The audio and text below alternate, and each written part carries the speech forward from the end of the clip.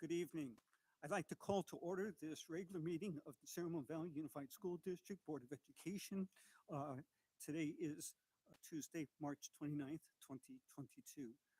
With all present, please rise and join us in the Pledge of Allegiance. I pledge allegiance to the flag of the United States of America and to the republic for which it stands, one nation, under God, indivisible, with liberty and justice for all.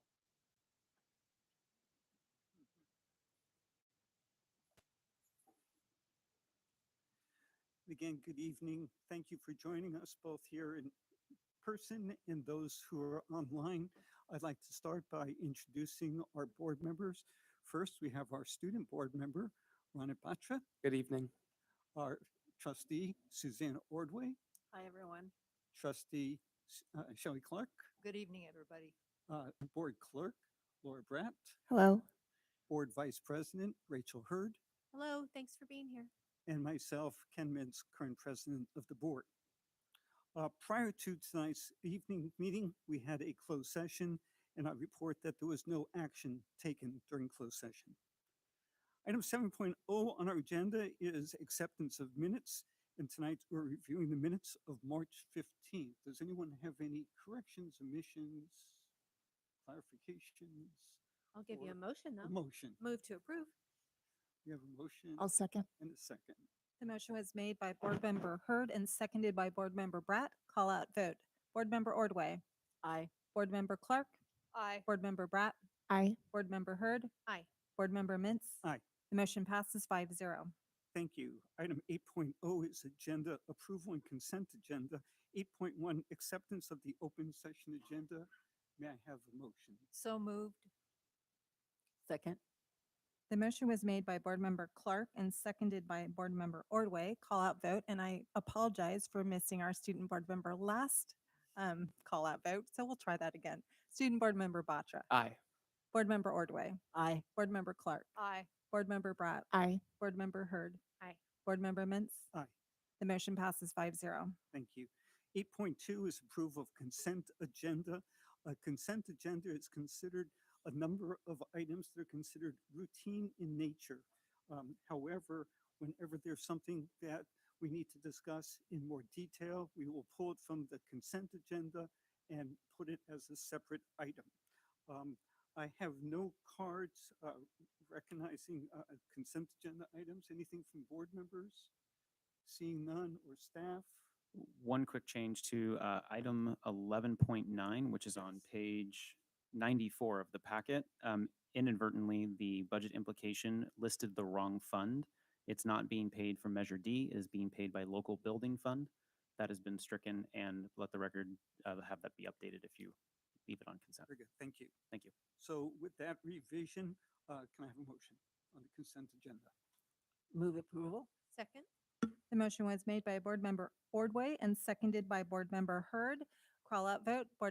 Student Board Member Batra. Aye. Board Member Ordway. Aye. Board Member Clark. Aye. Board Member Bratt. Aye. Board Member Hurd. Aye. Board Member Mintz. Aye. The motion passes 5-0. Thanks. Item 9.0 reports to the board. We have a number of presentations this evening. The first one by Chris George for Day of Silence, which is on April 22nd.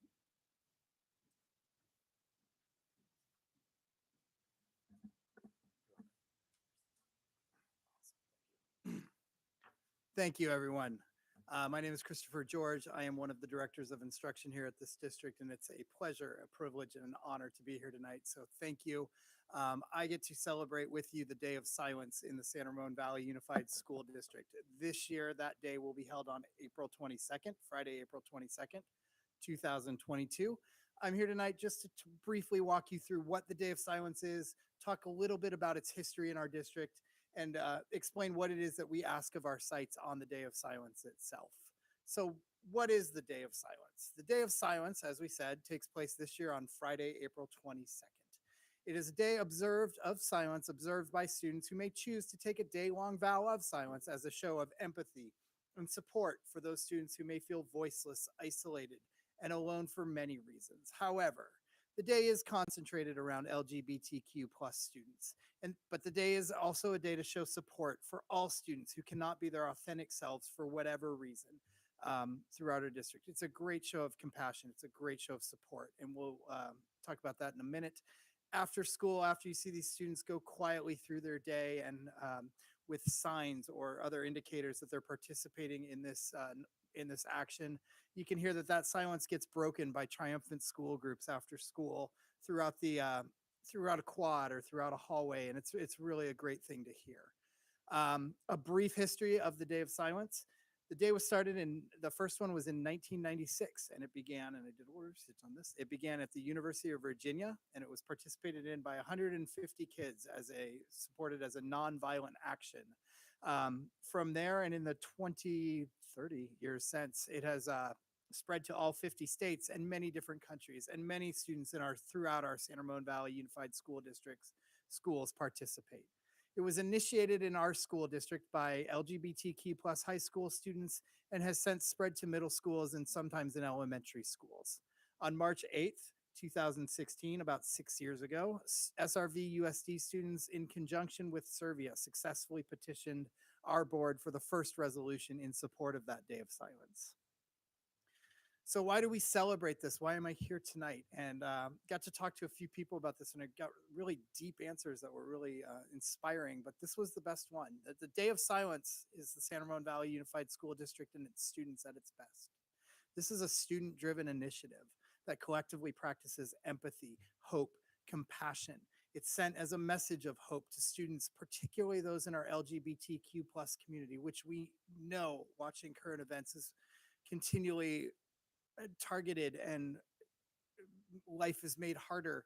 And we know that's happening now. And it's a message of hope and compassion to tell those kids that they're not alone and to reach out and to make sure that we're amplifying the voice of the voiceless. As far as our district goes, we put it in context of what it is that we're doing now. This is clearly, it's a student-driven initiative. It's a project.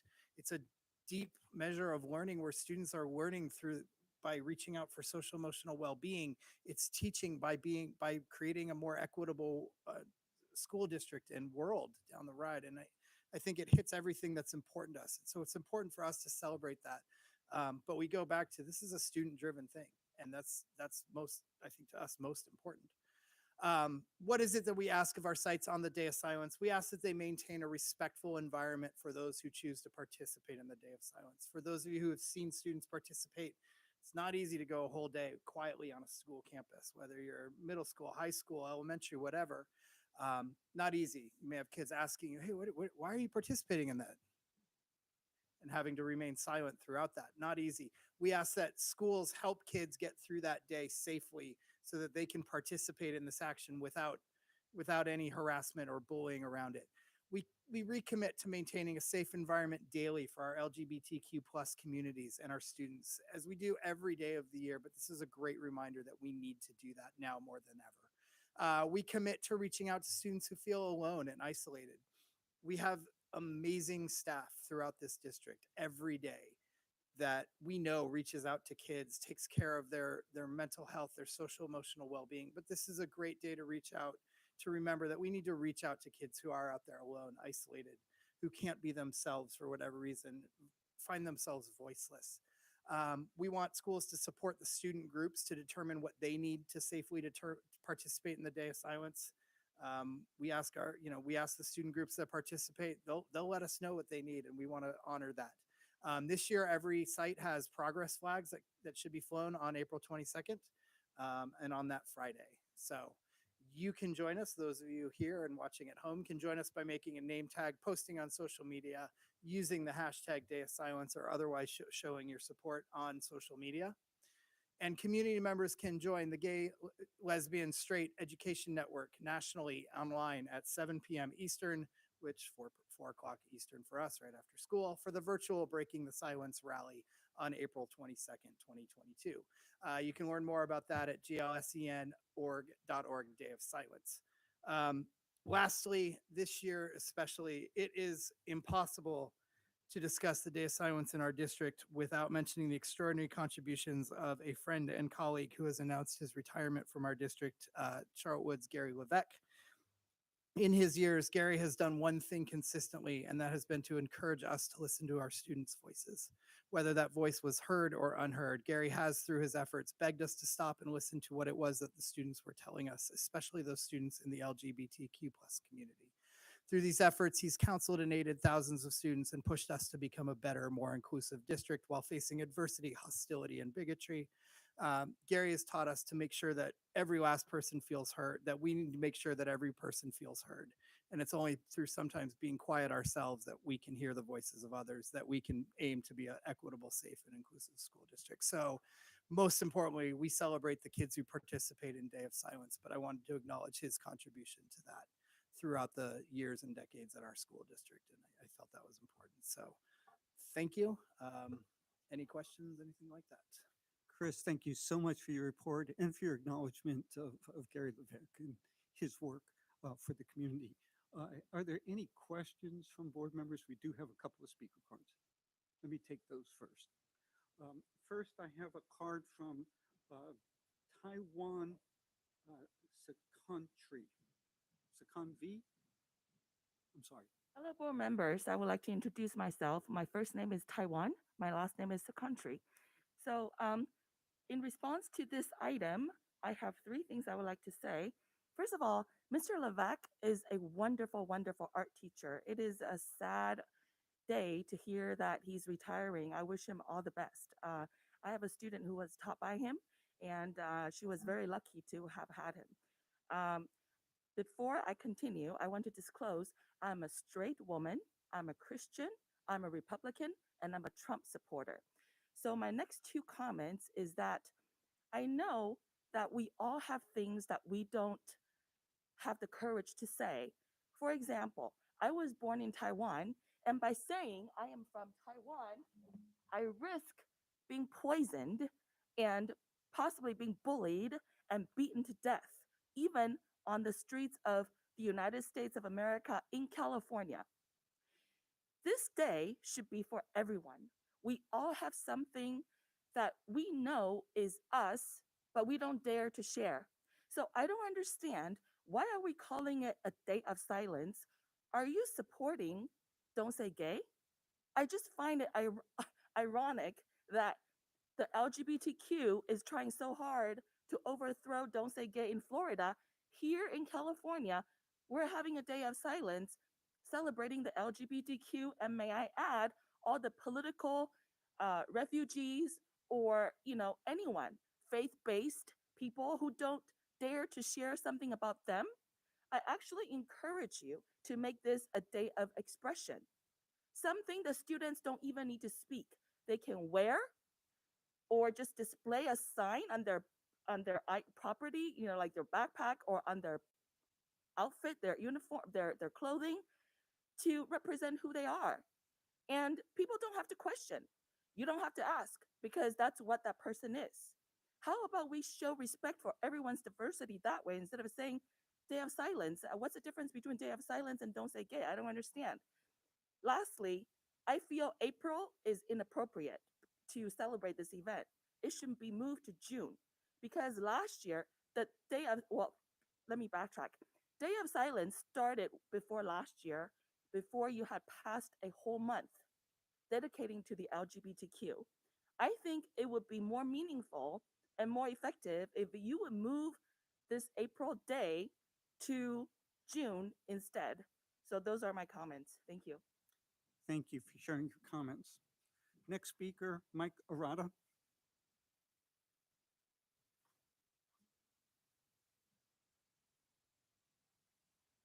As a former teacher, I object to classroom and lesson interruptions by external objectives, allowing students not to respond to academic classroom questions and lessons discussions, and expecting teachers to encourage non-involvement in classes is a direct interference with your delegated academic responsibility.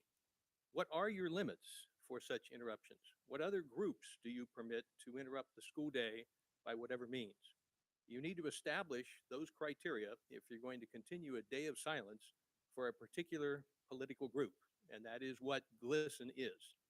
So once again, what are the standards? Who else gets to interrupt the day? who else gets to call for students to be silent in answer to questions, teacher-led discussions? That's an interruption of the day, as I say, and it's one of what, 180 or 182 actual school days. When I was a teacher, I found that there were numerous interruptions in my academic mission of teaching chemistry and mathematics. I fought those because I recognized that the principal job I had was teaching and learning of those particular subjects with which I was entrusted, our school was entrusted by parents. And so you're failing to uphold your basic responsibilities. Thank you. Lisa Worth, I have a card for you. Did you want to speak on it this time? Okay.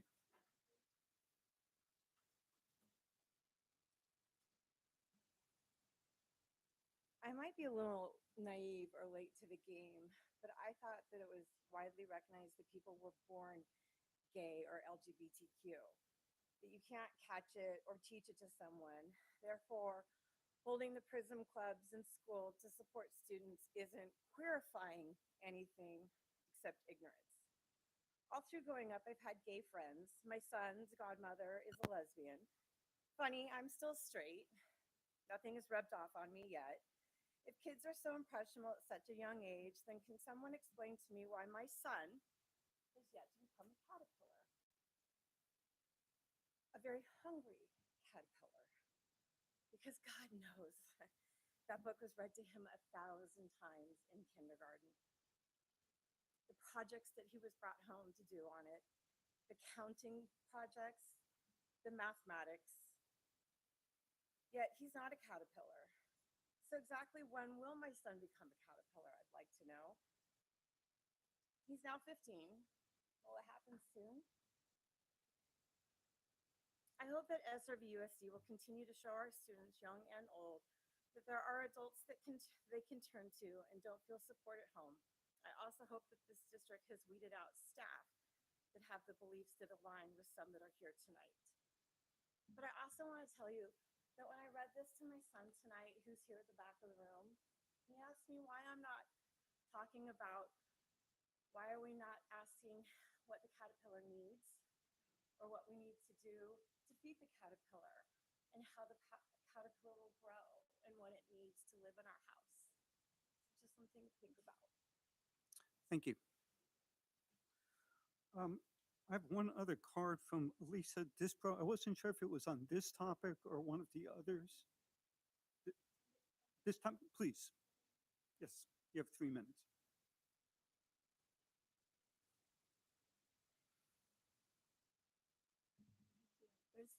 There we go. Good evening. My name is Lisa Disbrow. I'm a retired kindergarten teacher, and I wanted to address this issue. I'd like to read the First Amendment. It forbids Congress from promoting one religion over another, and I believe that there are definite characteristics of religion aligned with this issue of silencing in favor of one political persuasion. It guarantees freedom of expression by,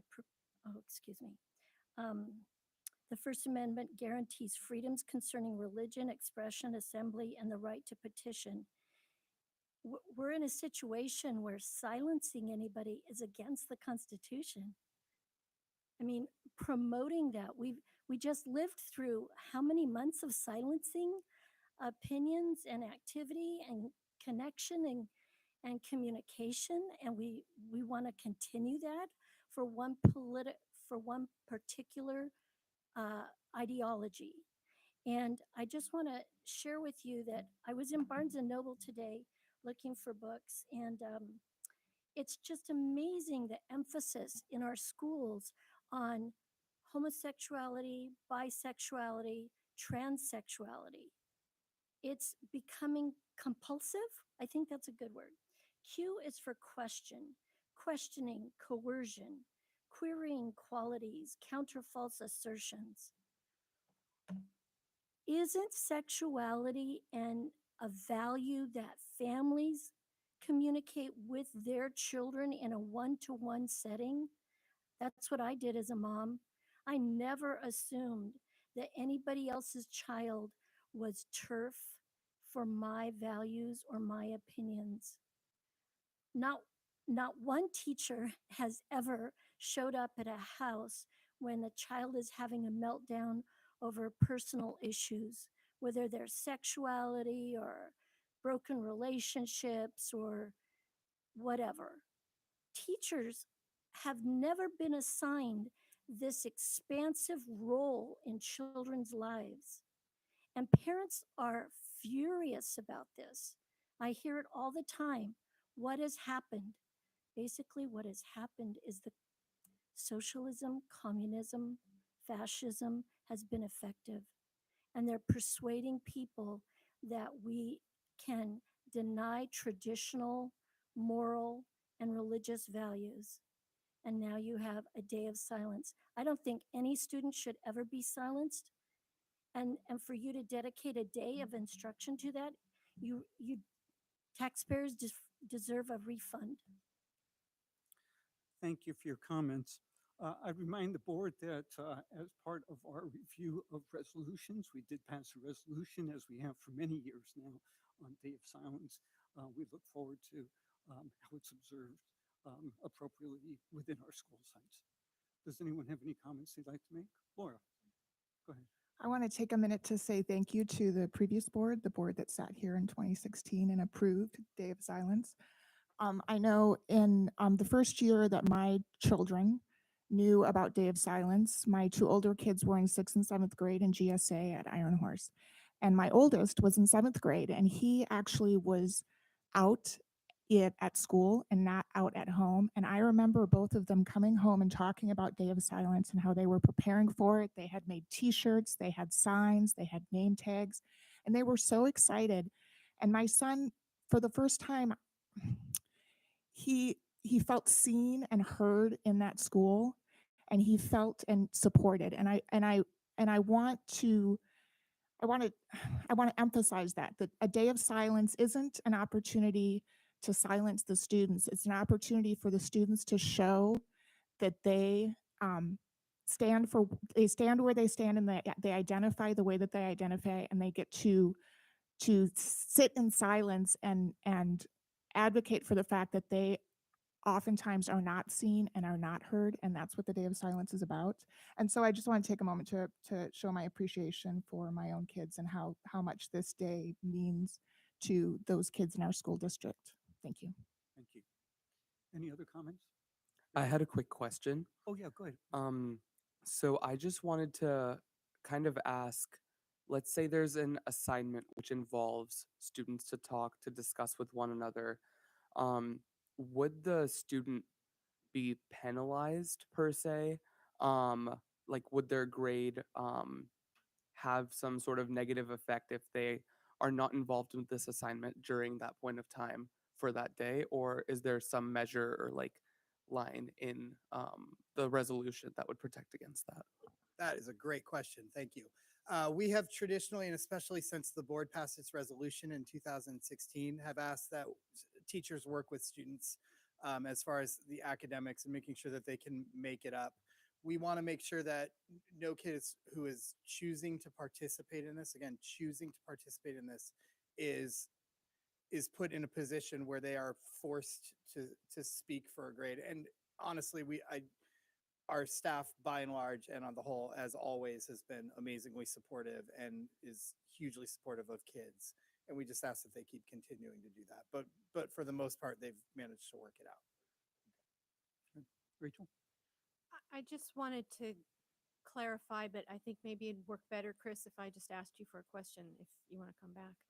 I think some of the public comments implied that we are silencing students with this day. And I just want to clarify, that was not my understanding. It's creating the permission, the environment, so that students who choose to do it or choose to support their peers through doing it have the choice to do it, but no one is pressured to do it. And Absolutely.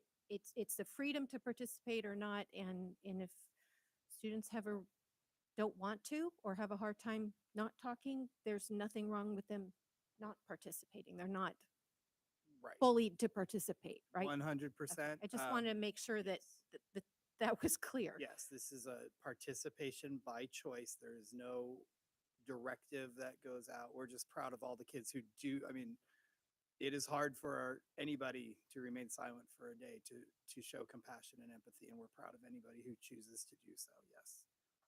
I think it's ironic that it is the same day as PTA Advocacy Day. So the grown-ups at the San Ramon Fountain Room will be not being quiet probably that day unless they choose to go and just be quiet. But it's kind of ironic that it's the same day. So You're good. Chris, thank you very much. Yep. Moving on to item 9.2, school site fencing and gating plan update. And I believe we have Aaron Hurst here to provide us that information.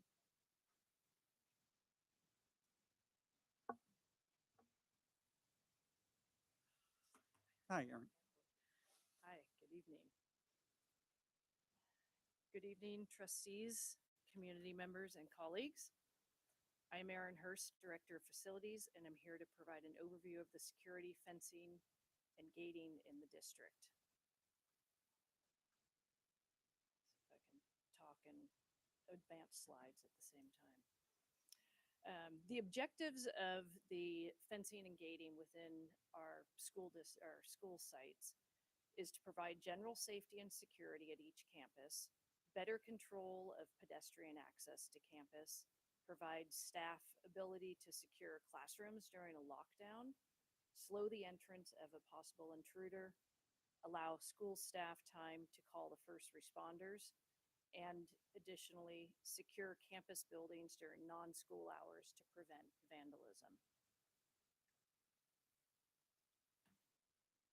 So some of the fencing considerations, this is sort of a general overview of, in a very simplistic graphic representing the various tiers of fencing.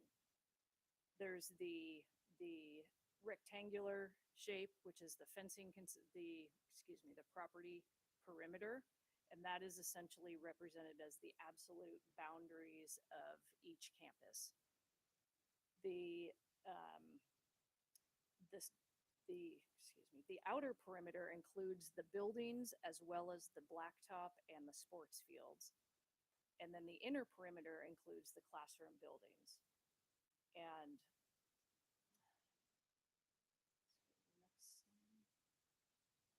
when we're looking towards adding some fencing, updating, or basically installing some from the very, very beginning stages, there's a lot of considerations that need to be taken as part of this.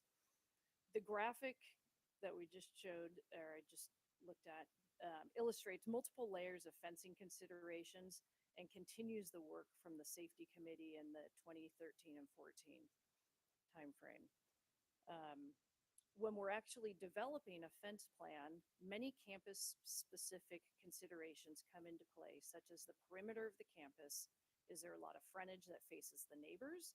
Does the campus back up to the neighbors' backyards, such as the neighbor fences can be considered as part of the campus perimeter?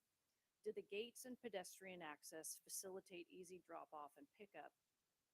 And how does the community access the campus outside of the school hours? Do maintenance vehicles have access as needed? Let's take a look at Monterre as an example.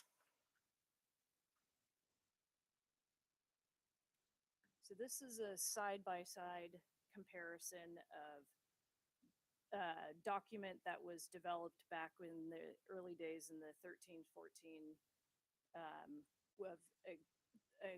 was prepared like this at Monterre for all of the campuses in our district. And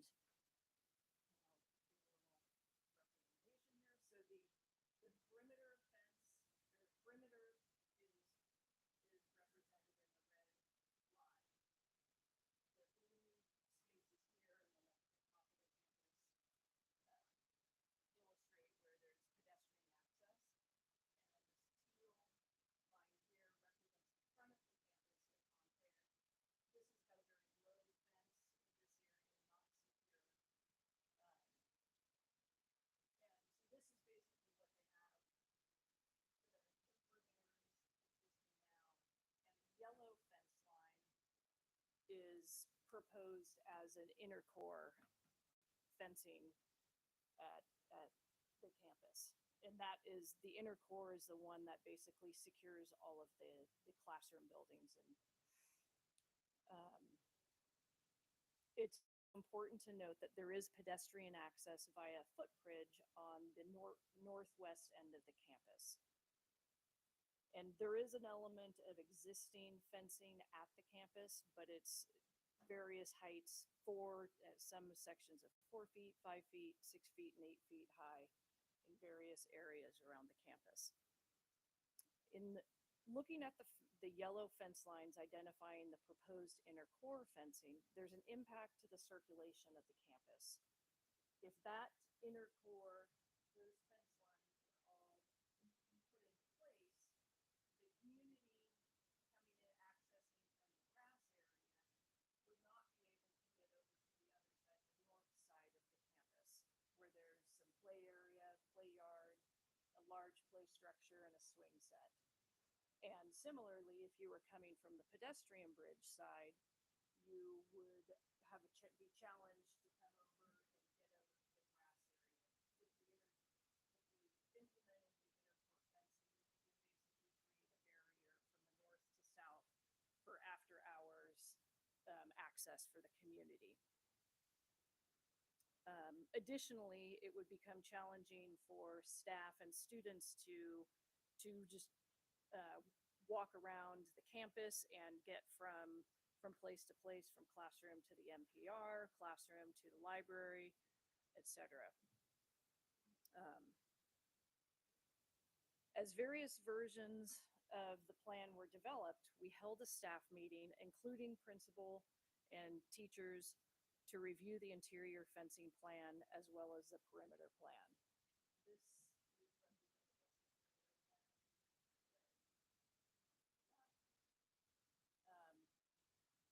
After talking through the two different approaches, it was agreed that the perimeter fence was the preferred fencing plan.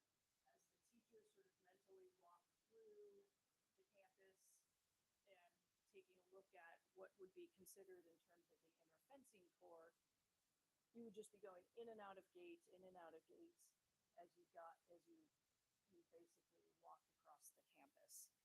And that was going to really be disruptive from a circulation perspective.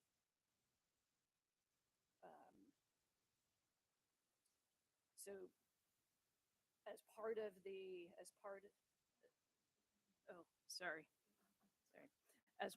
the conversation at the staff meeting, it was agreed that the best approach to fencing at the campus would be basically installing a perimeter campus fencing plan.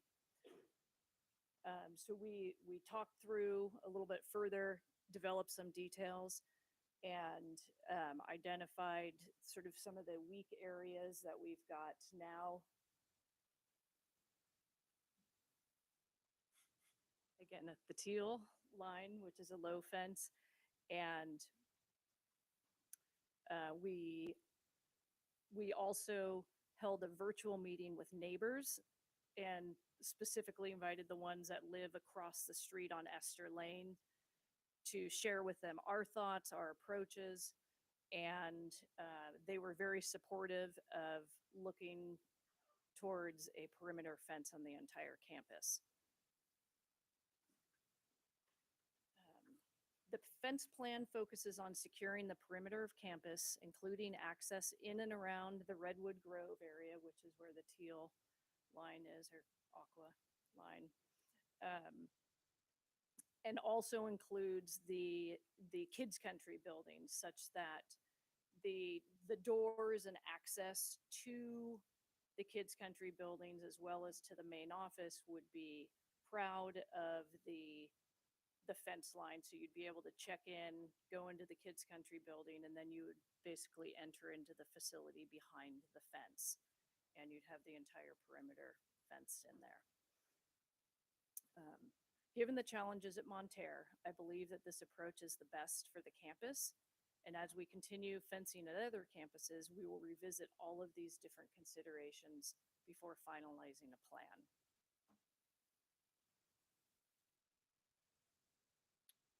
This next slide shows a few examples of ornamental fencing that are around the district. To the left, is an image along Danville Boulevard at San Ramon High. And the image on the right is a vehicle gate at Green Valley Elementary School. Here's a few images of chain link fencing at Green Valley Elementary School. Our typical approach to fencing styles has been at the front of campuses, we would be installing ornamental fencing. And then on sort of the back side of the campus, it would be a little bit more utilitarian with the chain link fencing material with the black vinyl coating on it. And all of the fencing that we put in is 7 feet high.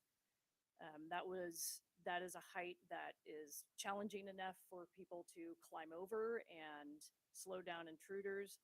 Somebody's going to be able to climb over it, but it slows them down. And the 7-foot height on the fencing does not require approval by DSA, Division of State Architect. Here are a few images of fencing improvements that were part of Measure D modernizations in the last few years. And what we tried to achieve at Golden View and Montevideo is we brought the fencing up to the main office door. And so that basically once school started and all of the perimeter fencing gates and perimeter fencing and gating was locked, if somebody came in late or visitor, parent, whatever, their only option was essentially to come into that office door, and that pushed them to have to come in, check in, and drop off lunch or whatever the situation is, so that they couldn't just wander in the backside and get into their student's classroom, or heaven forbid, something worse than that. At Vista Grande, as part of the modernization, we actually cut in a new door on the side of the admin building. You can see as part of this.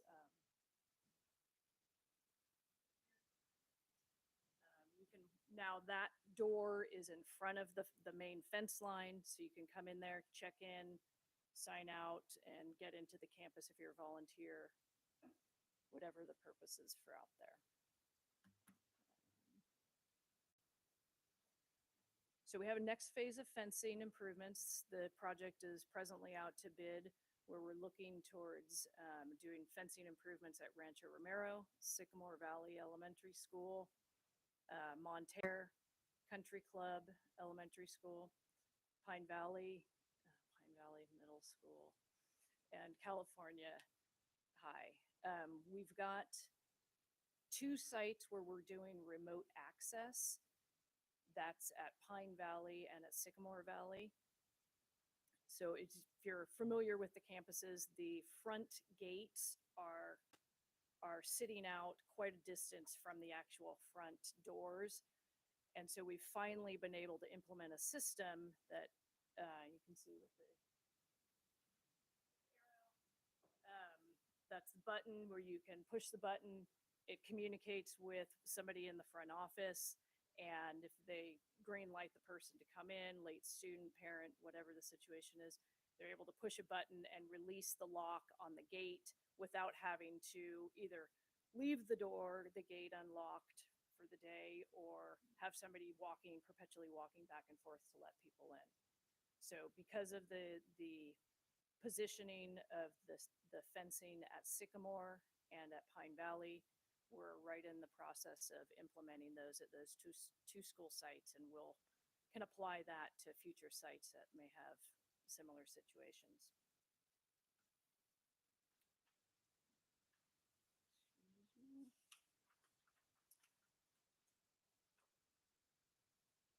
And so this summer and fall, the facilities department will be building and installing fencing and gating at these sites.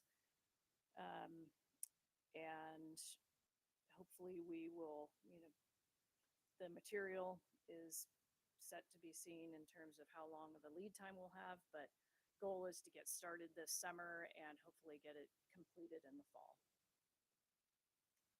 Any questions? Very good. Thank you very much, Aaron.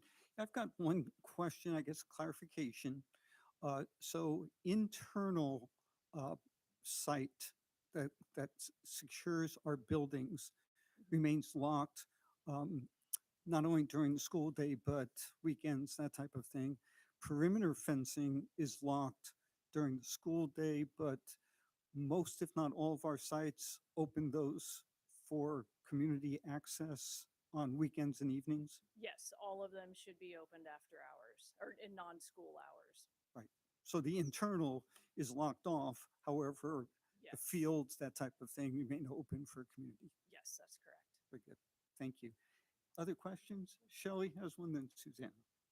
So where are we in the process of having the fencing improvements done for all of our schools? That is a great question.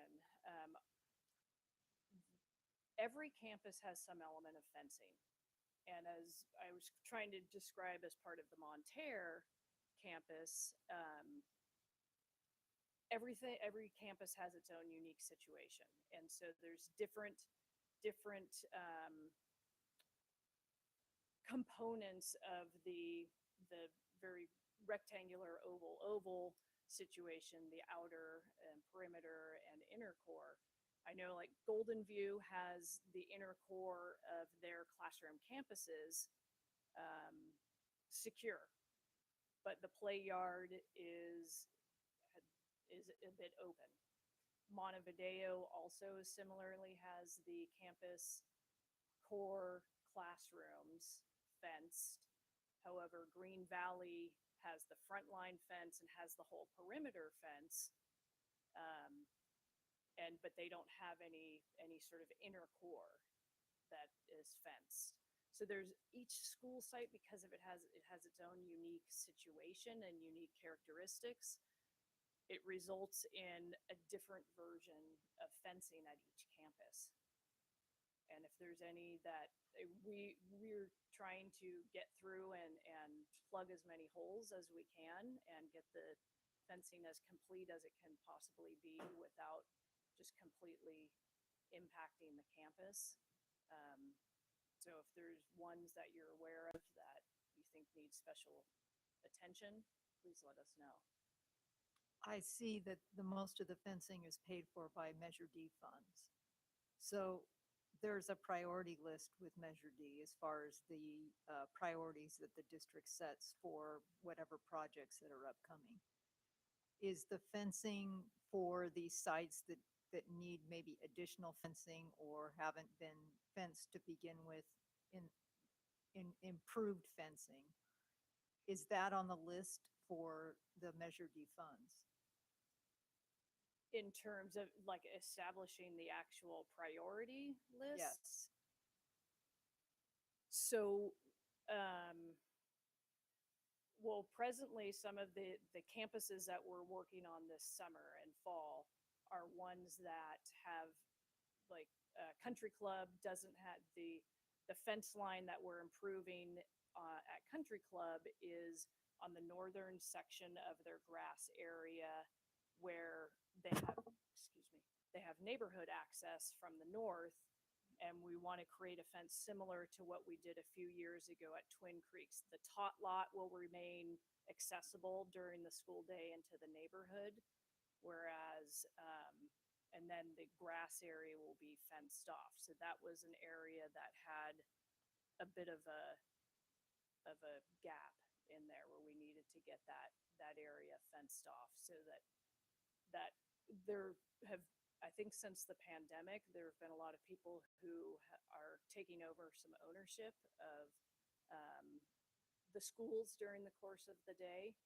So we're trying, we're looking towards reminding folks that these are school campuses, and during the day, you can't have your dog running around on the grass field, and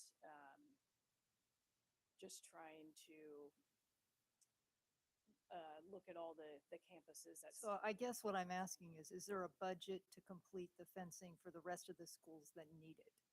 We're using several different funding sources. So Measure D is one of them. So if there's a school that's on the list that has a modernization, we're adding the fencing as a portion of that project. If it's, as an example, Country Club is not a school that's being modernized as a part of Measure D, if we have leftover funds as part of what we do with the Measure D FOAC, we will look and see if there's funding there, but we also have a building fund that we can tap into for some of the sites that need fencing sooner if it's not going to be covered on the bond. So we're looking at a priority where it's where the funds are available and where there's a more immediate need, because we do have some sites that don't have their inner core. They don't have an ability to lock things down, and we want to make sure that they have that ability before we start replacing a perimeter fence, for instance, that's already there for, say, a school like Greenbrook. They already have a chain link fence. It's old, but it's along the Iron Horse Trail. It works fine. So those are some of the priorities that we're setting internally using the funds as we have them. Thank you. Susanna, did you have some questions? Well, I had basically the same question, like how many schools besides, right, the 6 that we're working on, but maybe I'll ask a kind of different question. So all of our school sites in whatever form of fencing, I mean, we have basic safety for our students, for our staff, and you're just, I guess, going through depending on the sites that whether or not they need enhancements or not. Is that right? Yes. Okay. So I just want to make sure that it's clear that, right, all our school sites have forms of fencing that are, that Yes. our staff and students to keep them safe. And then, so depending on the need, funding, everything, then going back to enhancing those either with an inner core fencing Yes. or a outer perimeter or whatever that's needed. Yes, that's Thank you. Rachel? I wanted to ask a clarifying question because Ken asked about, do all the campuses have the ability to have the grass areas open on after hours and the weekends? But how does that work in the case of the example you did of Monterre, and then I think you also said Green Valley? If they don't have the internal fencing, is it just that the inside of the campus is exposed on the weekends and the evenings? Yes. Okay. Yes. So kind of enhancing on what Susanna said, we have the ability to protect the students when they're inside, but we don't necessarily protect the buildings from the community unless there is that internal fencing, correct? Yes, that's Okay, correct. okay. Thanks. Any other questions? Okay, Erin, thank you very much for your report. Moving on to item 9, oh, I'm sorry. I do have one card from Taiwan, country. Hello, Taiwan's the country here. So after the presentation, I have 4 comments to make. Number 1, about Measure D. I often go to the county Measure D committee meetings, and I know that Measure D is heavily used for affordable housing, specifically. I'm sorry, Helen, that is a It's- different Measure D. But That's not the Measure D we're talking about here. okay, all right, then thank you for the clarification. Then moving on, I think there is a hurdle we need to pass in terms of this fencing, or you're going to put in fencing for the schools, and then you're going to have communities coming to you and maybe object because they will say, oh, but that's our community. I think because of our diversity, some people's background, every single inch on the land belongs to the government. There is no concept of different jurisdictions have different property ownerships. So I really encourage the school district to please work with municipalities like San Ramon, who is actively asking people to actually even go into HOAs, which are private properties.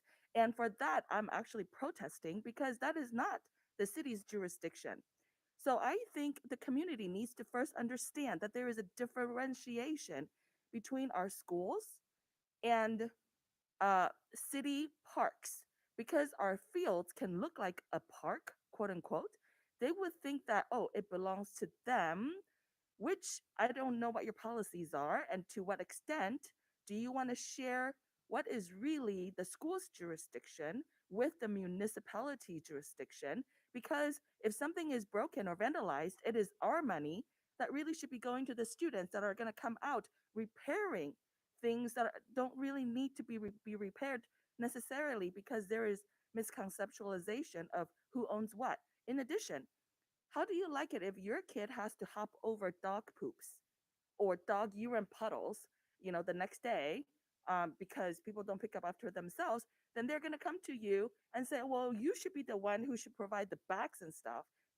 So I really think that you need to clarify that, our jurisdiction is our jurisdiction and why it needs to be locked down so then we can get cooperation from our diversity. And then I think you will get more compliance that way. I think fencing is great, but I think cameras are even better at the entrances because entrances are often left open anyways by janitors or by people who have the keys because they're renting our facilities. So these are the things you need to address before we spend millions. I'm for fencing. I'm not saying it's not good. I'm saying it needs to be more effective by covering what I just addressed. Thank you. And just to clarify, we're talking about school district properties. And on a good number, if not almost all of our properties, we have joint use agreements with the other jurisdictions, and they're alerted to our fencing and days of use and all of the other priorities in terms of maintenance. That is correct. Thank you. Okay, moving on to item 9.3, we have an update from our child nutrition system, and we have Zena Rieger here.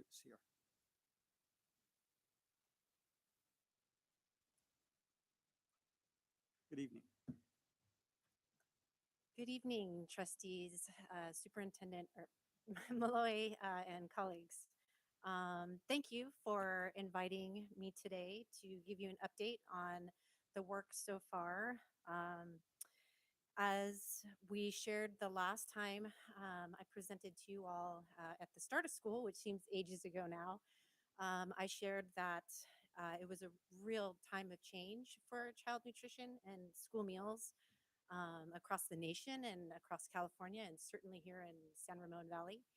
So we have been embarking on a strategic plan of developing a future vision and where we are going to go with this new reality of school meals.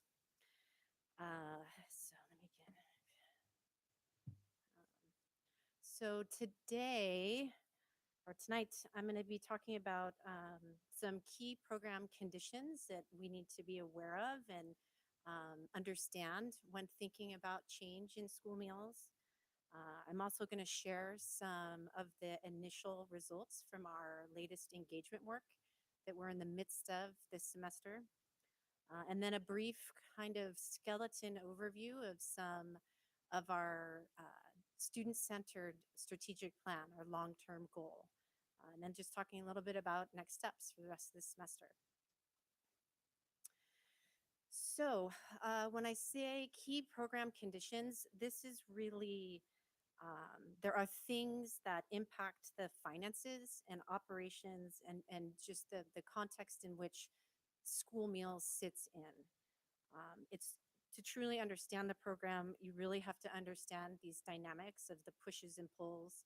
Some are local, California, and some are federal constraints and conditions. So it's really important that we understand these conditions and how they work together and how we are able to change them and influence them to implement the long-term vision. When I presented to you last fall, we had increased meals basically, or doubled meals almost the first week of school. And so it was kind of unknown, okay, well, what's going to happen as the days go by? So we have actually been able to continue this sustained increase. And then so the slide that I have up is showing the daily average number of meals that are served. So we looked at January of 2020 and January 2022. And so you'll see January 2020, we were serving about 5,800 lunches a day. And this last year, or this last January, we were serving a little over 11,000. So it's pretty substantial. We were also pre-pandemic serving about $8,000 in a la carte previously, which we're not doing now, which is another important distinction in how the program is different pre-pandemic versus where we are now. To put this in perspective, it's really hard to think about what those numbers mean. But if we've served, as of today, about 364,000 breakfasts and over 1.5 million lunches, from a community and parent perspective, that has saved our community $8 million in fees and lunch payments that our community has not had to spend, and has been a nice relief. As a mom of a fourth grader myself, I certainly enjoy not having to make lunch every day and enjoy saving that money as well.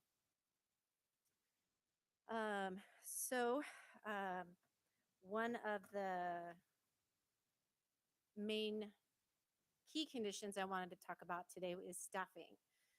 Everyone's well versed in the staffing shortages and constraints, and that's certainly been the case in child nutrition. And we did identify pretty early on that quality and the way that our meals are produced needed to change. Even though we're in the midst of the research and engagement process and identifying the needs, we knew that that was something pretty quickly that we needed to focus on. So we have been able to make some progress in that area, and we have begun doing some training in scratch cooking at one of our high schools. So the picture actually previously was an example of Alfredo sauce being made from scratch for a chicken Alfredo recipe. And then the pictures that are up here, I think it was a sweet and sour chicken with brown rice recipe. Some other, another picture is some peppers going into an oven for some fajita tacos that were served earlier this month. So just trying to develop new recipes and new meal production methods. And we've been very lucky to partner with an organization called Chef's Brigade and be able to leverage that partnership. We've also been working really closely with the union on how we can make changes to the positions and staffing models and things like that, and working together of how we might be able to attract more candidates to work in our department. So another key condition is the systems and internal workflows. And I know that doesn't sound very exciting, but it definitely is a backbone of being able to move a department like ours forward. And so we have begun transitioning to these 1, 2, 3, 4, 5, 6 different systems into one point of sale management software system. And so that will really enable us to be able to have better transparency, operations flow, and lots of really great benefits in the long run. So another key condition is government mandates. So this is the external pressure that the department feels. So there's 2 key areas that we wanted to highlight. So one is the reimbursement rate. So for the past 2 years, the federal government has essentially picked up the majority of the tab for school meals. And we've received about $4.56 per lunch for the last 2 years. And from Prop 98, 25 cents from California, so a total of $4.81 per lunch. And so going forward, the federal government waivers have expired, and California has picked up and mandated under the Universal Meals Program that California will be covering the gap. So follow me on this math. It's a little confusing. So we're going to get a certain amount of money based off of the old categories of the government, the federal program, the free reduced paid categories. But then California is going to pick up the tab to make up the difference, so that for every lunch we serve, we will get $3.98. So while we will revert back to the federal program, the California funding will make up the difference. The important part is, though, that it is significantly lower. So previously it was $4.81, and going forward it's $3.98. which is a 83 cents difference per lunch, which again, that doesn't sound like a lot, but for us, that's going to result in an estimated 1.5 million reduction in revenue next year. And that represents about 15% of our total revenue. So it's a pretty significant change. Okay. A second mandate from the external pressures is that breakfast will also be required as part of the universal meals, so it's district-wide. And so, yes, we do have breakfast programs operating currently, but at the majority of our elementary schools, all but Quail Run, so we'll need to implement breakfast next year. Pretty significant change for us. Another constraint is our facility. With the increase in meals, we have outgrown our central meal production facilities. So our elementaries receive the meals from a central production, which was located at Cal High. So we believe that we're going to need a second location to be able to accommodate our new meal production methods as well as the increase in meals. Also, we have spilled out into other areas beyond our traditional serving areas, and that's pretty much at our secondary schools. So we've had to spread out across campus and into the NPR. And for the past year, we've been using folding tables and things like that to make do and adjust, but there will be some long-term changes that need to be made. Okay, so now I would like to move into the engagement work that we've been doing. The reason that we have been doing this is that it's really important for us to truly understand the needs and the pain points of what the students are experiencing in order for us to really design long-term changes and a long-term vision. We really need to engage and empathize with the students and connect to those needs. I also want to just give a thank you to Jennifer Hunau and Jessica Coulson, who has been joining Child Nutrition and supporting a lot of this work. And then I also wanted to introduce one of the students that we've been working with. Mahika Arya. I met Mahika actually pretty early in the semester. She approached me actually doing an article. So Mahika is a senior at Doherty Valley. And so she came to me and was wondering, what's going on? What's the deal with school meals? Students are not happy, what's going on? And so through a lot of different interviews and research, did an article. So of course, when we started the engagement work, I was very pleased that Mahika was able to participate. So I invited her to come and speak today and just share a little bit about the experience. Hi, I'm Maika. It's great to talk to you all today.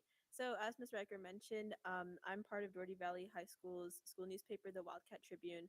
And when we first got into school, all of the students at Doherty were super excited, like, oh my God, there's free food. I can't wait for it. But as we started getting the meals, we were a little confused because there were there's some distance between what was to us versus what the students wanted. And the biggest thing I was hearing from, students, classmates, my sister and her friends, and my own experiences was that there were a lot of, I don't want to say issues, but there were some problems that we were facing with the vegetarian items specifically. As a vegetarian student myself, I was like, this is something that I feel really needs to be talked about in our district, and especially at Doherty Valley, where, kind of the racial and ethnic breakdown of the school kind of calls for more vegetarian items. So like I said, like the speaker said, I talked to her and a couple other district officials, and I got to learn that a lot of the issues that we were facing with, limited quality and limited quantity of vegetarian items was stemming from the fact that there were a lot of shortages happening nationally.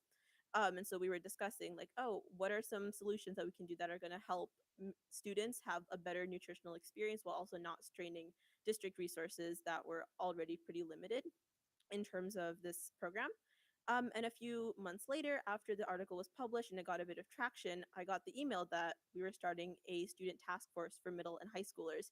And I was like, this is the program that I want to join. Like, I desperately want to be part of something that's going to make a really big impact for the upcoming years. And as someone who was kind of vocally involved with trying to make sure the program fit the need of the students from the very initiation of it this school year, I knew that this was the perfect place for me to kind of continue making sure that students' voices were really being heard. So we've had a couple meetings. I'm at Doherty Valley, of course, so I've been able to talk to some Doherty students. And we really discuss what are some programs that we feel are going to help students um, eat better food, maybe like vending machines or movable lunches, or having some sort of online or some sort of online interface where students will know what meals are being prepared when, and so then families can better prepare for when they want to send their students food versus when they want students to eat at school. And we were also able to address the specific issues that each of our high schools were able to like come up with that students were facing. So for example, at Doherty, we specifically talked about a very Doherty specific issue, which was the racial, ethnic, and religious constraints that were preventing students from eating, appreciating the full program. So for example, like a Hindu, Muslim, Jain, Jewish students are not able to fully enjoy the program because of the specific food restrictions placed on them based on their culture and their religion, which is something that I think a lot of students throughout the entire district want to help alleviate. So I'm really grateful for this opportunity and this task force that we've put together. I'm also working on creating a social media account for this task force so that students can be really involved with the program and with being able to share how they feel about what kind of changes they want to see. As I said, I'm not really going to be able to reap the benefits of this, unfortunately, but I do have a little sister in sixth grade, and I have a lot of friends throughout all the grades of high school. And I really hope that what we're doing with this program is going to help thousands of students across the district have their nutritional needs met, and they're able to really have a great connection with their food in this program. Thank you.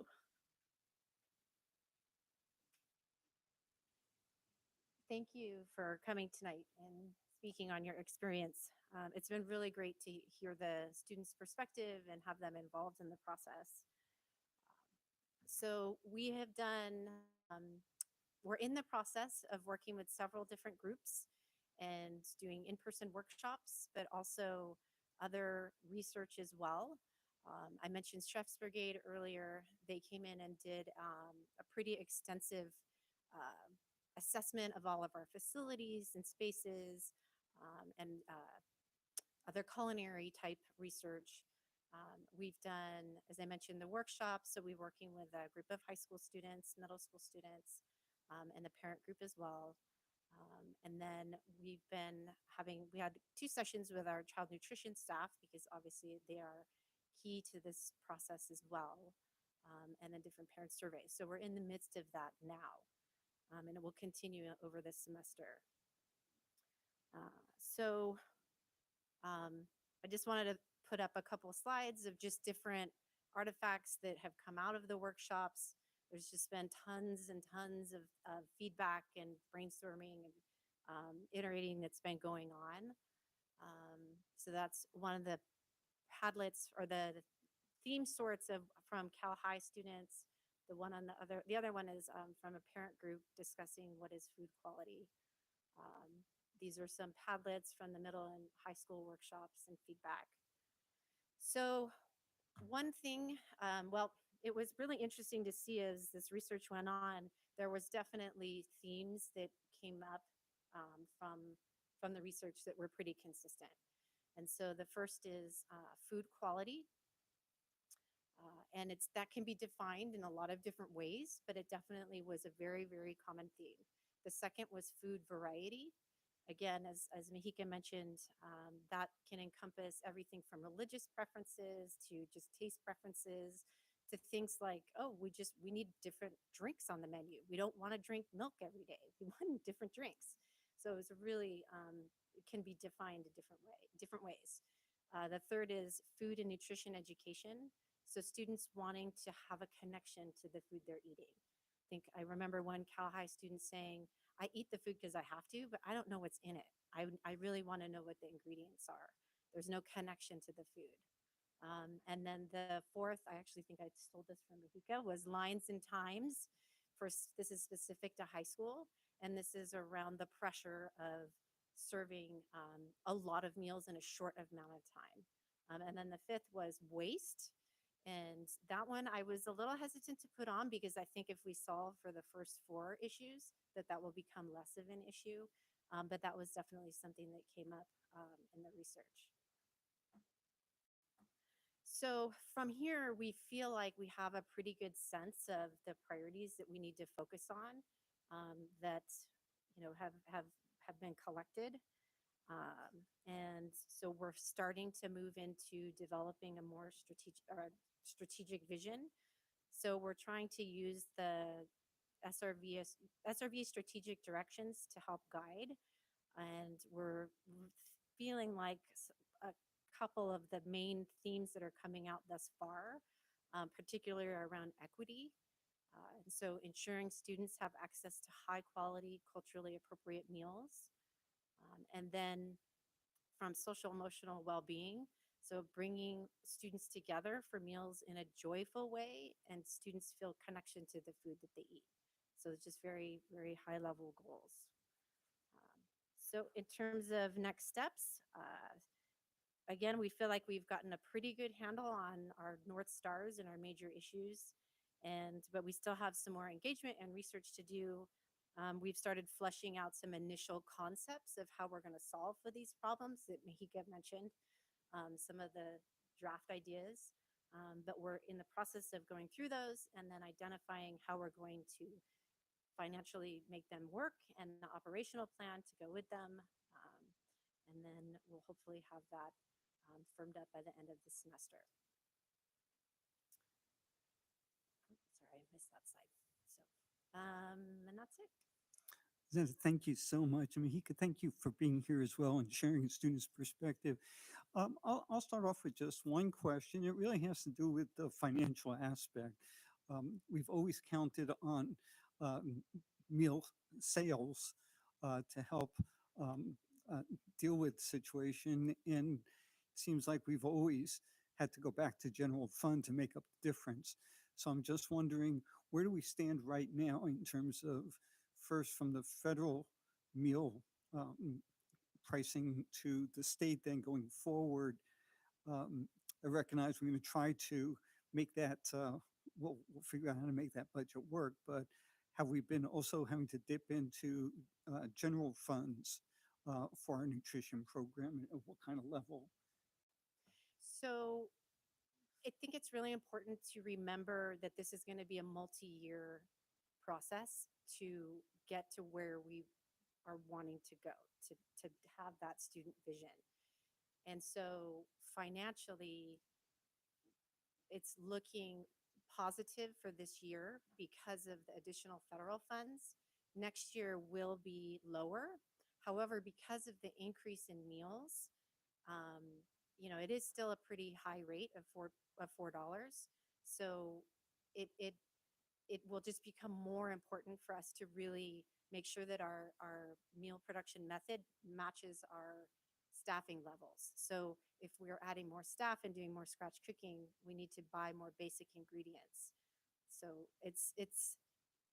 it'll take a couple years for us to transition, but it is looking positive at this point. And I would add that this year there is no contribution from the general fund to the cafeteria fund to Fund 13, and we are not projecting a contribution next year either. Okay. Is there any indication of going back to a la carte at all, and how would we do that? So that has been discussed at length with the student group. So this would be specific to high schools, maybe middle schools. Elementary, it's not developmentally appropriate. I think it's a possibility, but we need to do it in an equitable way.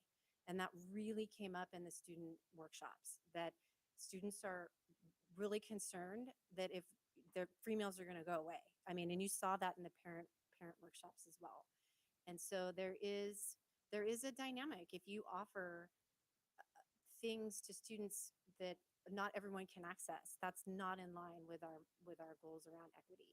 So we have been kicking around some concepts of how we can offer a la carte, but in an equitable way. I can tell you from a staff perspective, we need to get some of our operations fixed before we offer a la carte because it does add complexity to the serving line. Meals, wholesome meals rather than snacks. So it'll be, if we do offer a la carte, it'll probably be 2 years out. Okay. You know, it's interesting. So I just remember visiting one of the high school sites a few years ago, and they were providing one of the a la carte possibilities was Jamba Juice, and they'd sell out of them immediately. But like you say, when you start getting into equity issues and how much of this is covered through the state or the federal programs, it does become more complex. Yes, yes. So, other board members, questions? Yeah. Shelley?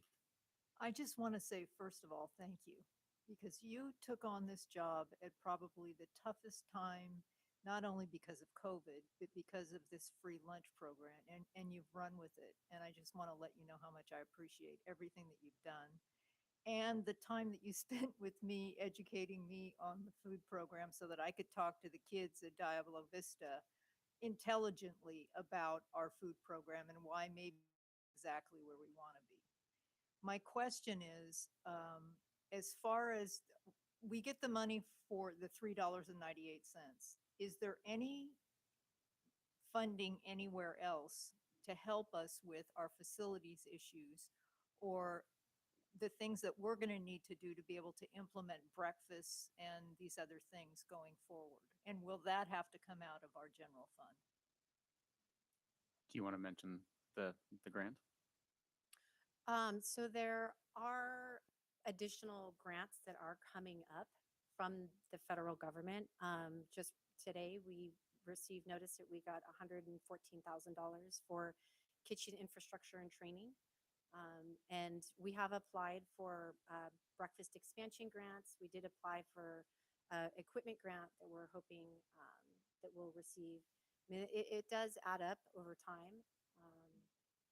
I think all the things that Zed is mentioning are going to help with training. They're going to help with equipment, things like that. To answer your other part of your question around facilities, the only real sense of dollars that we'll get for that type of large expense would either have to be another local bond or unless the state decides to create a new program that doesn't exist yet for new facilities. Because if they want all of the close to 1,000 school districts in the state to be offering essentially lunch to anyone and they'll cover the cost, that's a huge expansion of facility needs across the entire state. So it isn't going to be just a problem for us. It's going to be really a challenge for everybody.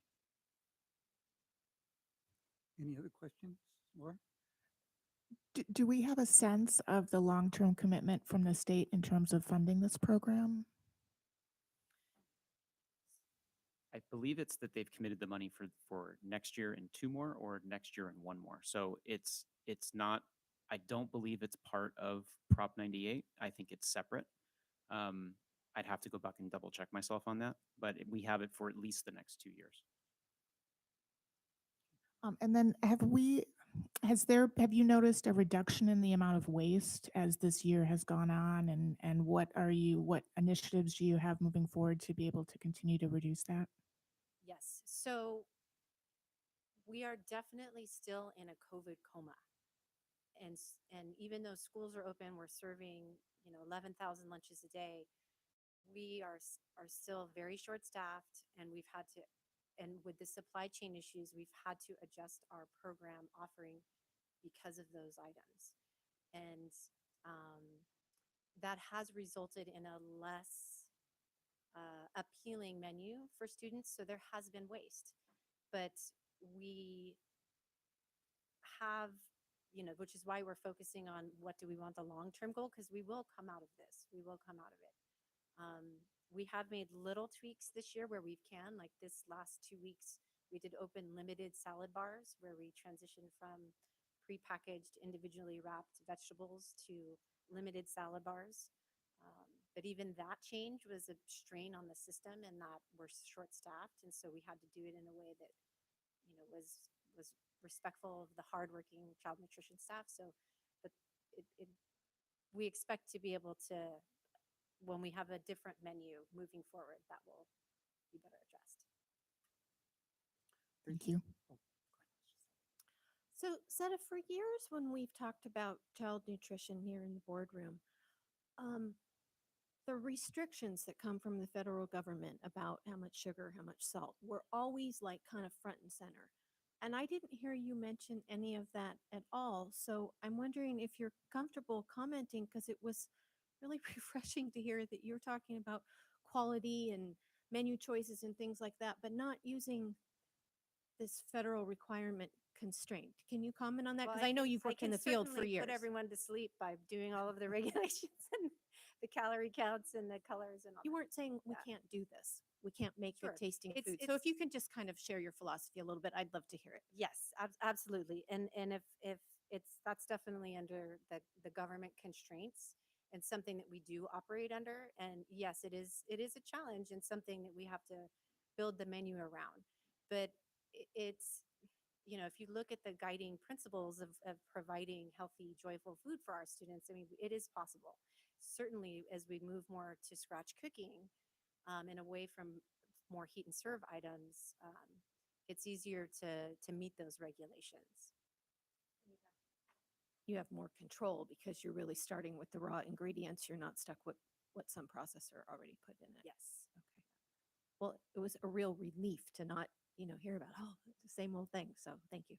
Thank you for all your work. As Shelley said, you've really put your heart into this entire enterprise. Well, I will have to say, I really am the lucky one because the child nutrition staff here is just amazing and extraordinarily hardworking. I mean, they get up at 5:30, many of them every day to serve our students and are very, very hardworking. So I'm only able to do this job because of how hard they work.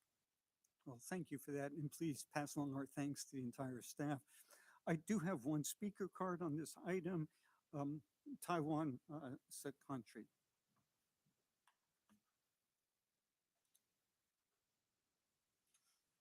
Hello. Before I start, I just want to give my due respect and gratitude to the presenter. I can feel her sincerity and kindness. So I'm really, really happy that she is the one who is serving our children. Now, I want to offer you perspective from a parent and a taxpayer. First of all, if Governor Newsom is listening to this speech here, I want to tell him, shame on you.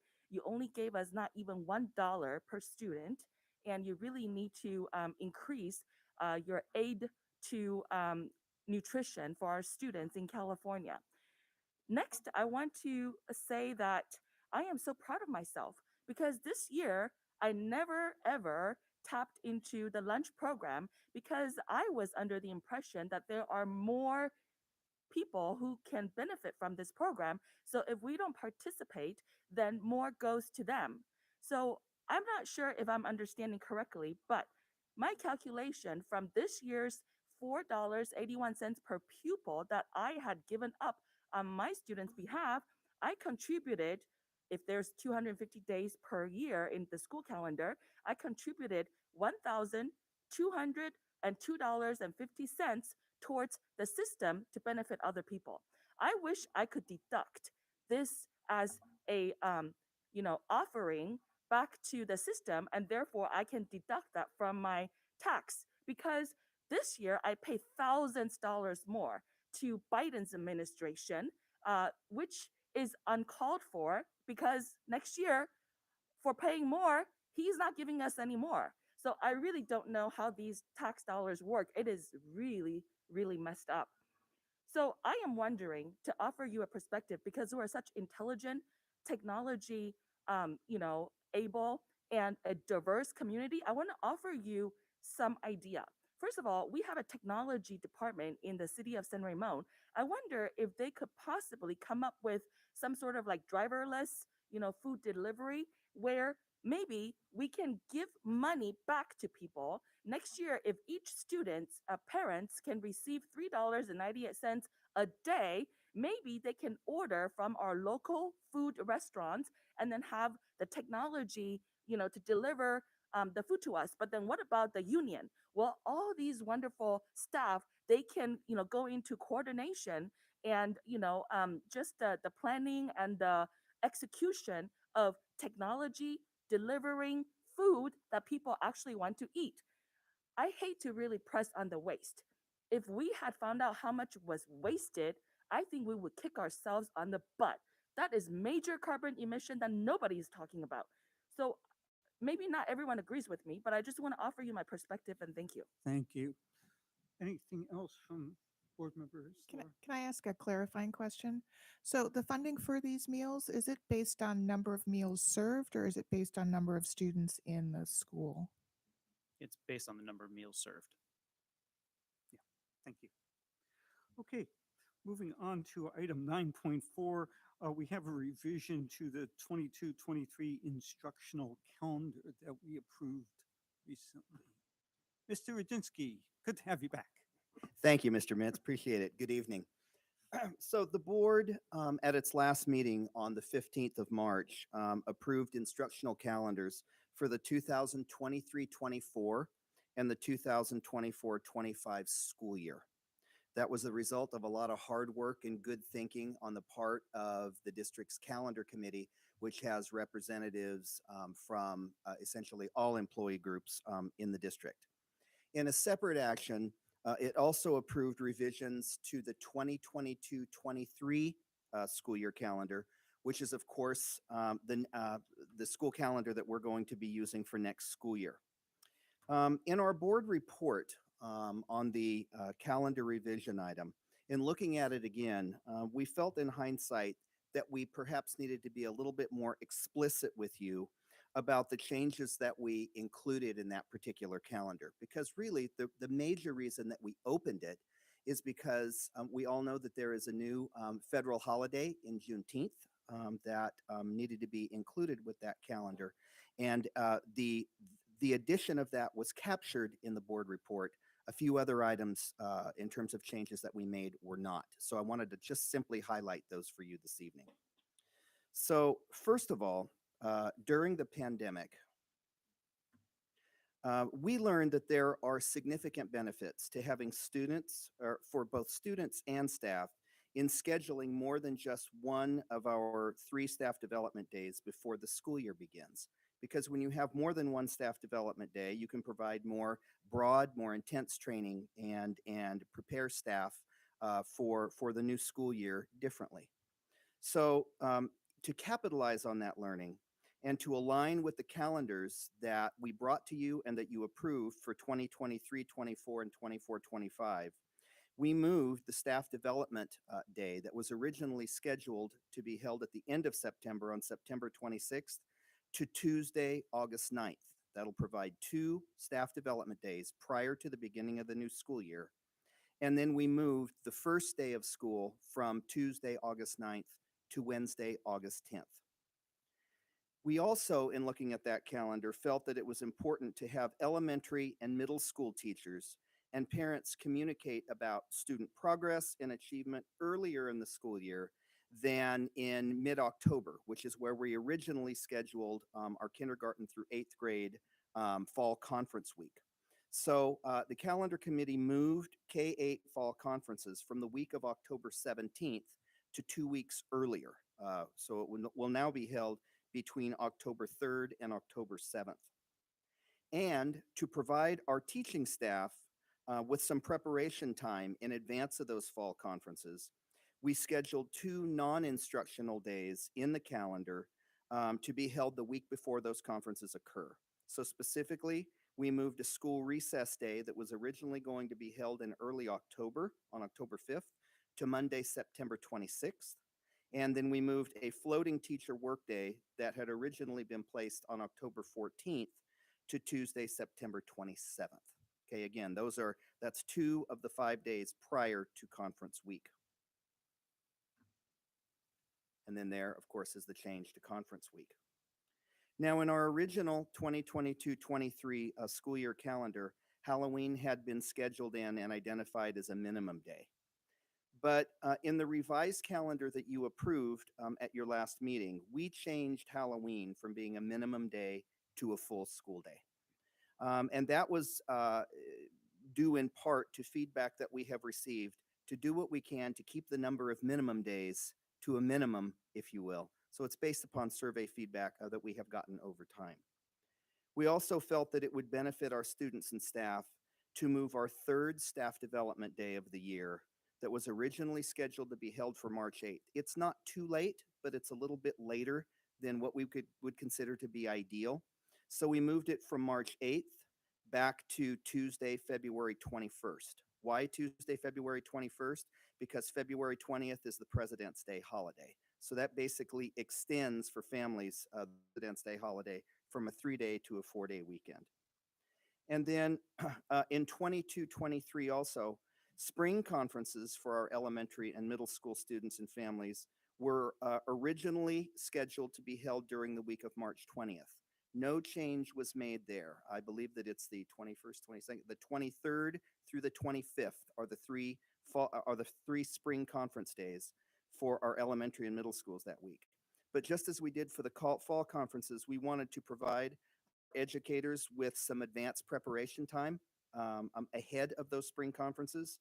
So we moved the floating workday that was scheduled originally for February 17th to March 17th, which is the Friday before that conference week. And then finally, as we indicated in the board report at the last meeting, we did add Monday, June 19th as the Juneteenth holiday. Okay, so all of those changes were not highlighted for you at the last board meeting. We wanted to make sure that we did that this time. For the kind of calendar review committee who was looking at this calendar at the same time that they were finalizing the 23-24 and 24-25 calendars, the committee felt, and we believed, which is because we brought it to you, that these changes made good sense for students and staff. They reflected some of the feedback that we have received on our instructional calendar, both this year and over time. And it really helped to align the 22-23, 23-24, and 24-25 school year calendars. And to the extent that we can align the calendars and allow a little bit more predictability, for our families, employees, and community members, we think that that's a good thing.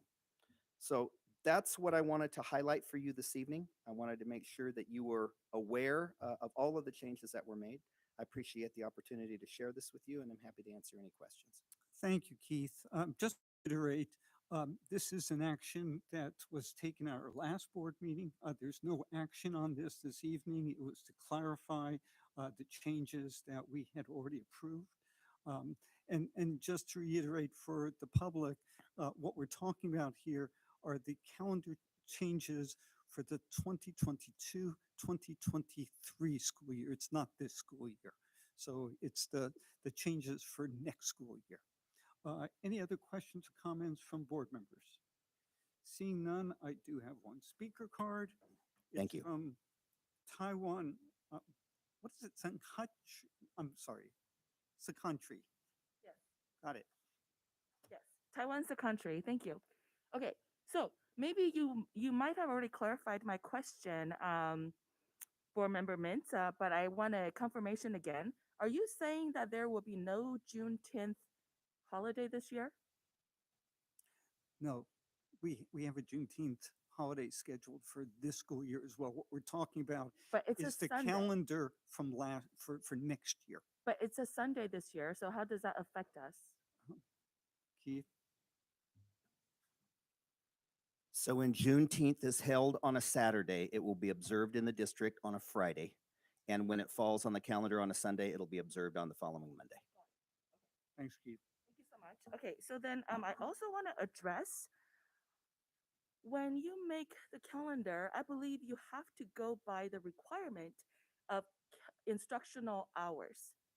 And as a parent, I was caught off guard that not all of our high school sites observe the same CASP calendar. In other words, different high schools have different ways of treating CASP test schedules, and certain sites can be affected by up to 4 instructional days and as many as 7 hours that are being cut from the regular instructional hours to basically independent study. And as a parent, I don't feel that's equitable because, first of all, you have different standards within the school district scattered at the sites.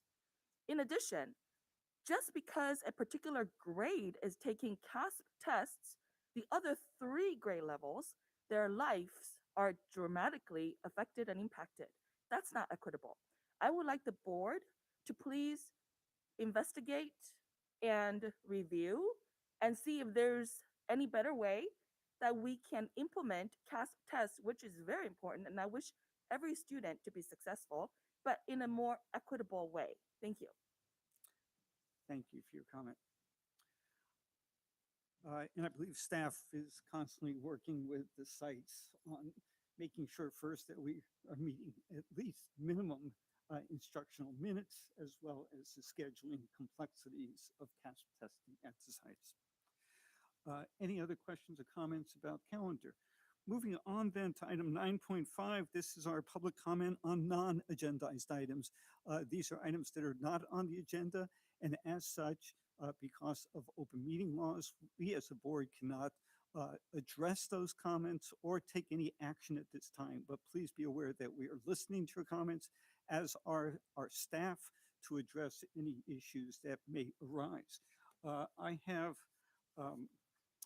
3 speaker cards that are for this particular item. Are there any other speakers for non-agendized items? Seeing none, we'll go with these 3. First one is Taiwan Sa Country.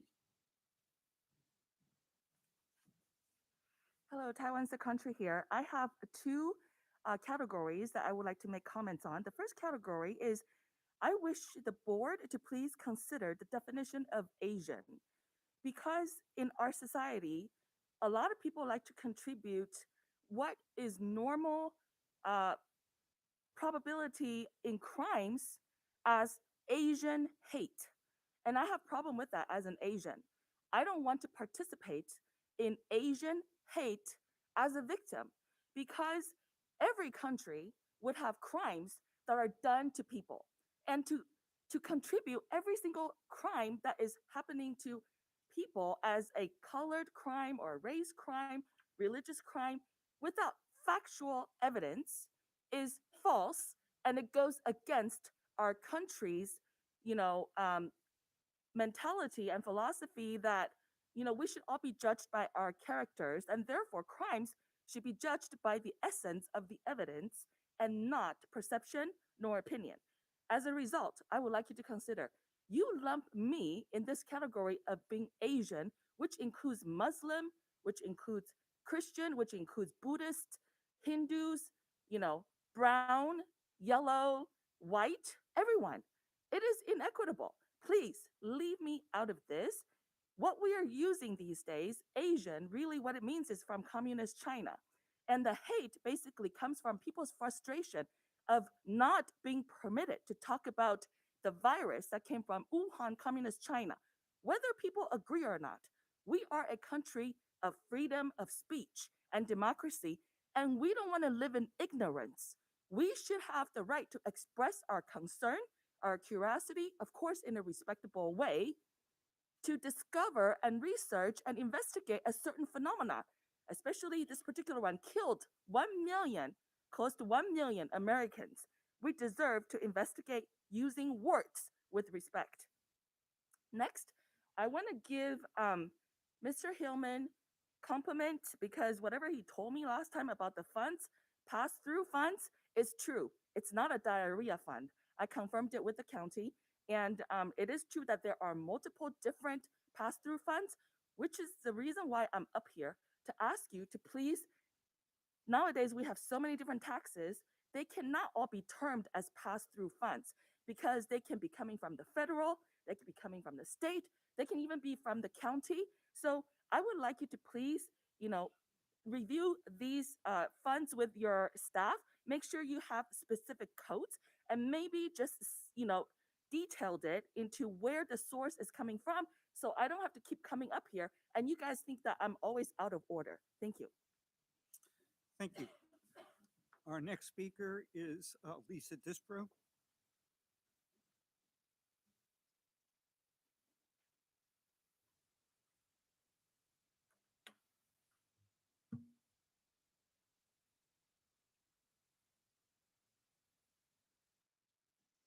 Hi, good evening. I wanted to follow up on the Day of Silence. Kind of stunned by it, to be honest. And I think there's a really interesting, an interesting statement towards the end that the gentleman shared. We're proud of those who participate in the Day of Silence.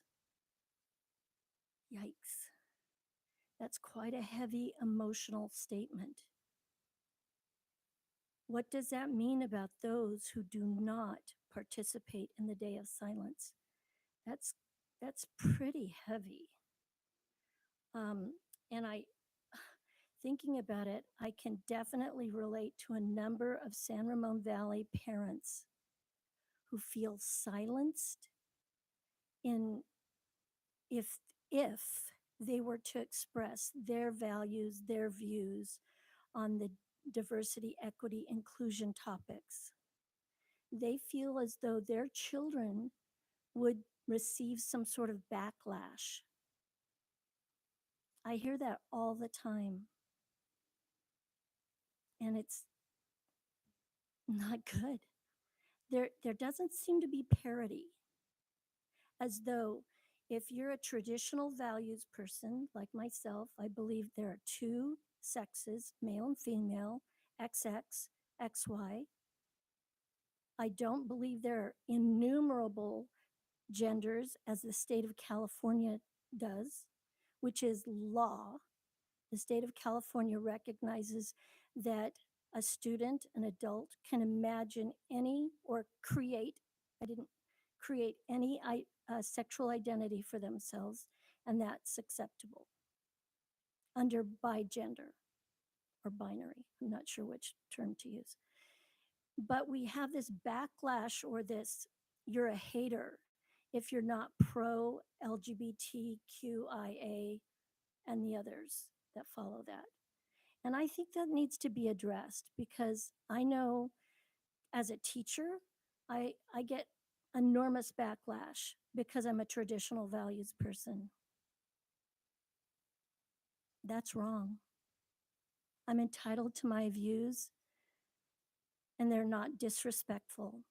And I think you need to think about protecting your students who do not wear a tape, who choose to participate openly in that day of instruction, which is guaranteed to them under California education laws, and the bravery of those students in combating this wave in our culture from our media, our movies, and everything. Thank you for your comments. You're welcome. Mike Arata.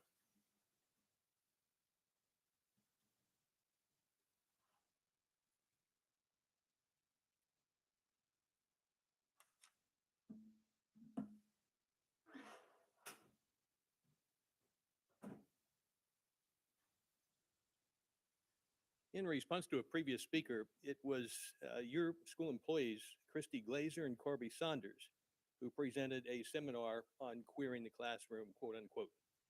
Rational individuals realized that introducing lesbian, gay, bisexual, transgender, and queer ideology in elementary schools is at best an age inappropriate incursion, and that any such invasion of childhood innocence must occur only in the full purview and with the fully informed consent of parents or guardians.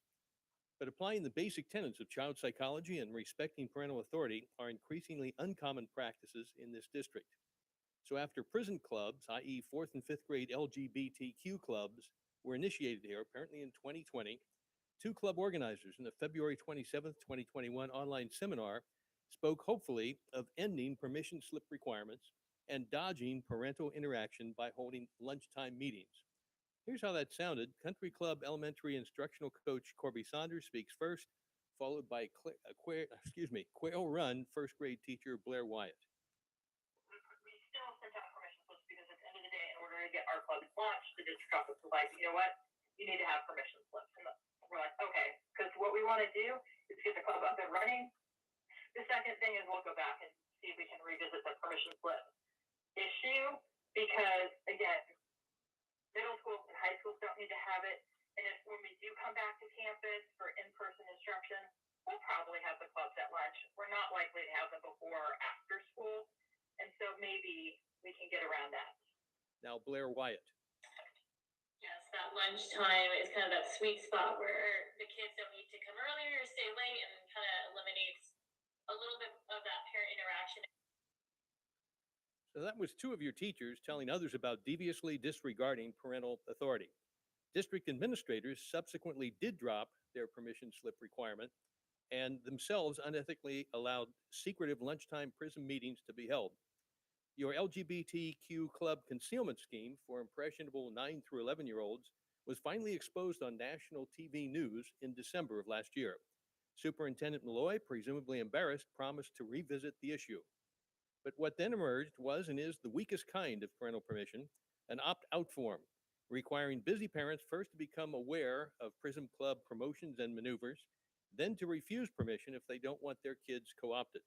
Opt-out is obviously the wrong default for pliable 9 through 11-year-olds, but taking the wrong direction with minor children is standard operating procedure here. So parents, be aware. The district's sexual revolutionaries and gender benders are coming for your kids. Moving on to item 9.6, we have Association President's Report.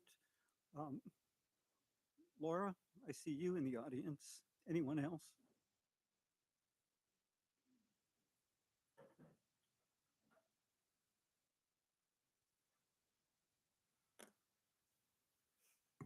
Thank you, guys. My name is Laura Finko. I am the president of the San Ramon Valley Education Association, representing the nearly 1,700 non-managerial certificated personnel here in this district. First of all, want to do a few shout outs. I want to congratulate Janine Baker from Golden View Elementary, who is this year San Ramon Valley Education Association's WHO honoree. The WHO award is the We Honor Our Own, and Janine is our membership chairperson. She took over this position this year and has been doing an incredible job in reaching out and ensuring that new employees understand who Servia is, what Servia is, and their opportunities to join. And we just really, wanted to congratulate her and thank her for the efforts that she's done, because membership is a very difficult committee to make sure it continues to stay up and running. I also wanted to shout out that our very own Corby Saunders has been nominated for the Human Rights Award for the Al Costa Service Center for the same event, because of the work that she has been doing with our 4th and 5th grade PRISM clubs and ensuring that all students on our campuses have a place to be.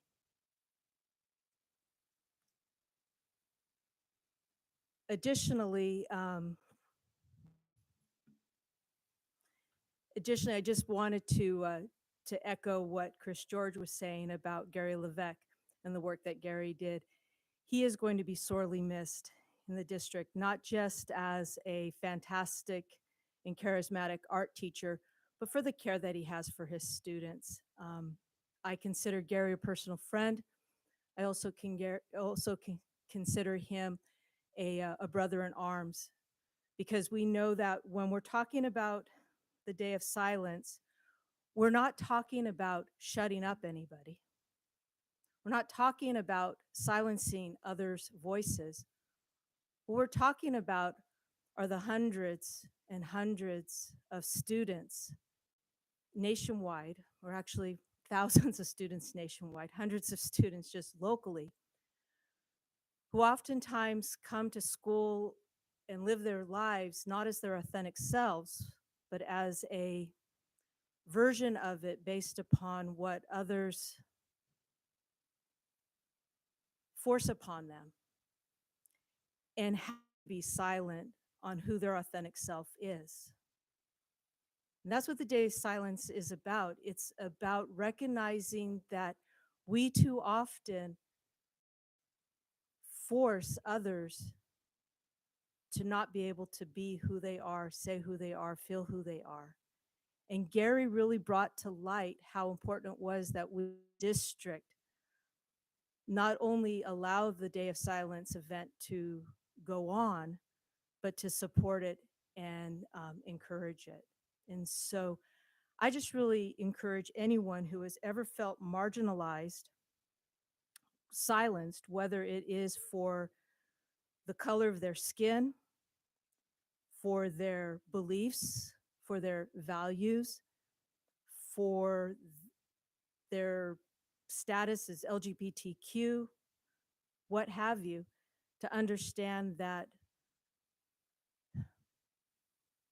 our students, by their silence, are screaming for us to listen to them.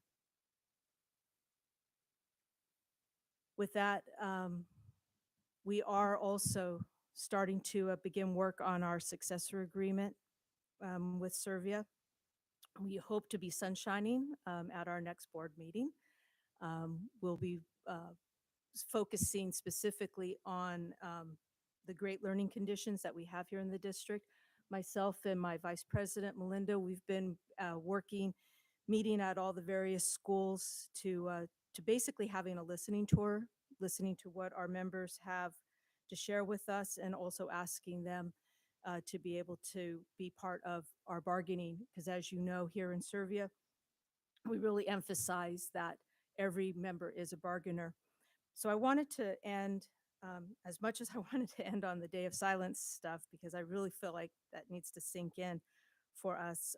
I did want to take some time to share an email that I received from a member that really was really concerning for me. And so much so that I felt that I wanted to share it this evening with the board, and know that I think we really need to be having conversations on this, because this is happening not only here in this district, but nationwide.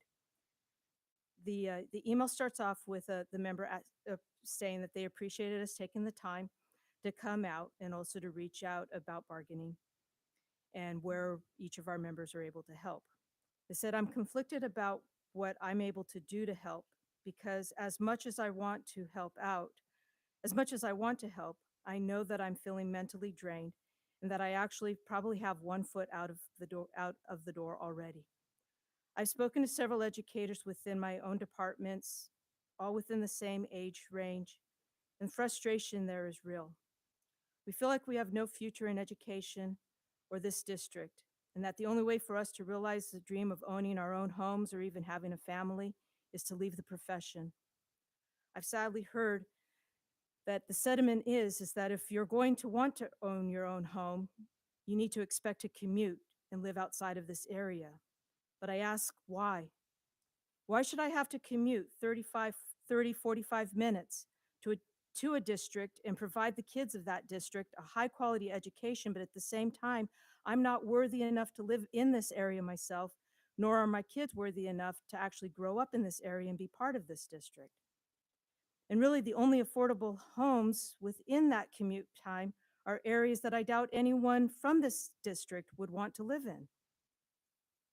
Anecdotally speaking, the only individuals who are able to afford this area either have a spouse working in a high-paying job, or they inherited the property, or they were able to purchase a home during the recession, or rent. Personally, I'm in that latter category, and while I don't want to rent for the rest of my life, I'd like to have a home for my future kids to grow up in and to have some freedoms, but sadly, I don't see that this will ever be able to happen. If we bring it back to supply and demand, the supply of teachers, especially incoming teachers, is reducing, then our district and our industry have a problem. There's two ways to solve this issue, that either being to increase pay to recruit and retain talent, or reduce requirements to become a teacher, and both of these are problematic. Unfortunately, education has a stigma of being a martyr profession. It's basically expected that if you accept the job of being a teacher, being an educator, you have to accept lower pay, lower growth opportunities. that require higher education or more money to earn more money down the road, and all that while we're sacrificing ourselves for kids. I digress as I've gone off topic, and really you're trying to seek help, but truly I'm just voicing my frustrations regarding the industry, and I want to apologize. I'm passionate about the role that I've gotten into. I love being an educator. I'm an educator for life, but this year has really hit me economically. I'd be happy to do whatever needs to be done, but I need to also take care of myself and my family. I really think that as we move towards our negotiations and our successor agreements, I know I'm going to get more and more emails like that. I wish that I had the answer. I don't. So I'm just leaving you with that for food for thought, and know that we have to continue the conversations because our students are so extremely important to us, and they do deserve high quality educators. And I do fear for the future of our industry. And I just hope that somewhere down the lines, whether it's here locally, us being able to come together as a community to support our schools here, as well as statewide, something has to be done. So I thank you for your time. Thank you, Laura. I don't see anyone present from either CSCA or SCIU. Is that correct? Okay. I do have one speaker card on this item, Taiwan Sa Country. Thank you, President, for your speech. To that, I want to respond to two of the subjects that you have mentioned. Number one, I agree with you. Teachers deserve better pay. The problem is our government doesn't pay our district with enough money. This year, I have paid a lot of thousands of dollars more in taxes. If next year, Governor Newsom does not increase the quota per pupil for this state to our district, I urge everyone to please vote him out and put in a governor who cares more about our students and especially teachers. You cannot make something out of nothing. The only way we can pay teachers better is when we have more general fund.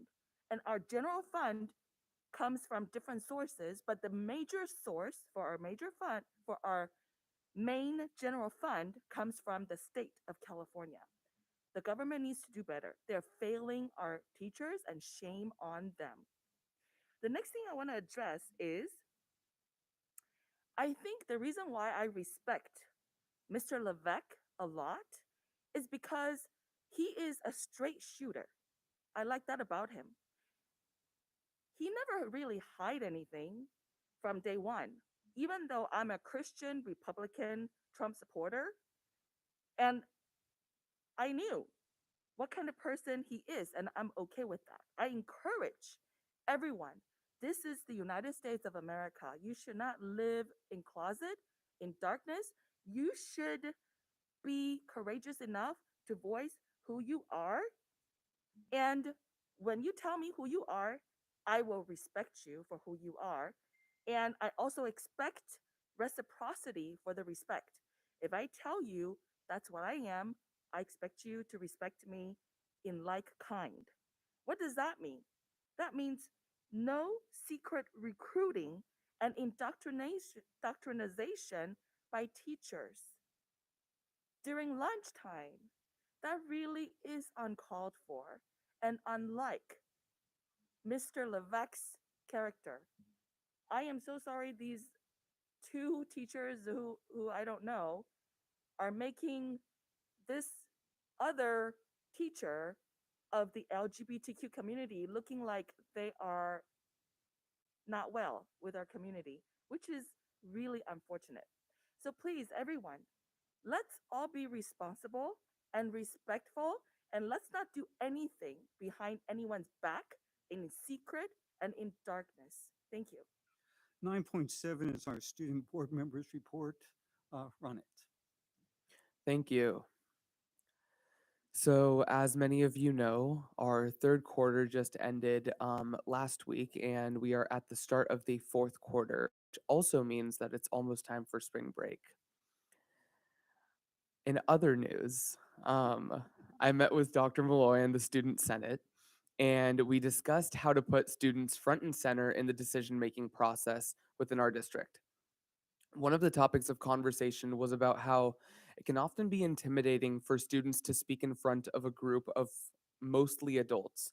So even though we tend to have some students speak to parent groups or teacher-led groups or just other groups within the district, they often find it easier or fear expressing their own opinion and tend to tell the teachers or administrators what they want to hear because they're used to just kind of trying to have people in a more position of authority or power see them in a positive light. So what we really want to do is extract the honest and open thoughts of our students. And in order to do that, we believe that it may be beneficial to have majority groups of students at times, which are moderated by adults, administrators, or district officials. Um, and they kind of listen in on those conversations among students to get a perspective into their lives and their opinions in all honesty, instead of just trying to kind of sugarcoat stuff or filter it out depending on their target audience in that case. So we talked about how it may be beneficial to create that sort of group to get that initiative going. And we will also work with the Student Senate in a similar fashion to get insights across the holistic student body and figure out 1 to 2 specific things to improve upon from meeting to meeting. So we really want to take these sort of issues or problems and then start to drive some tangible action with them, whether that's reaching out to our teachers and administrators, whether that's reaching out to somebody within the district about what can be done to solve these problems. We want to get the ball rolling as soon as possible once we have identified these issues and then devise solutions to target them directly.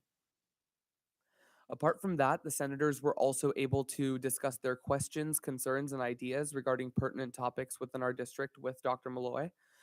We discussed topics ranging from grading systems and teacher difficulty for the same classes, to increasing students' understanding of applying their learnings outside of the classroom, and then just continuing conversations on things like securely, child nutrition, and other programs within our district.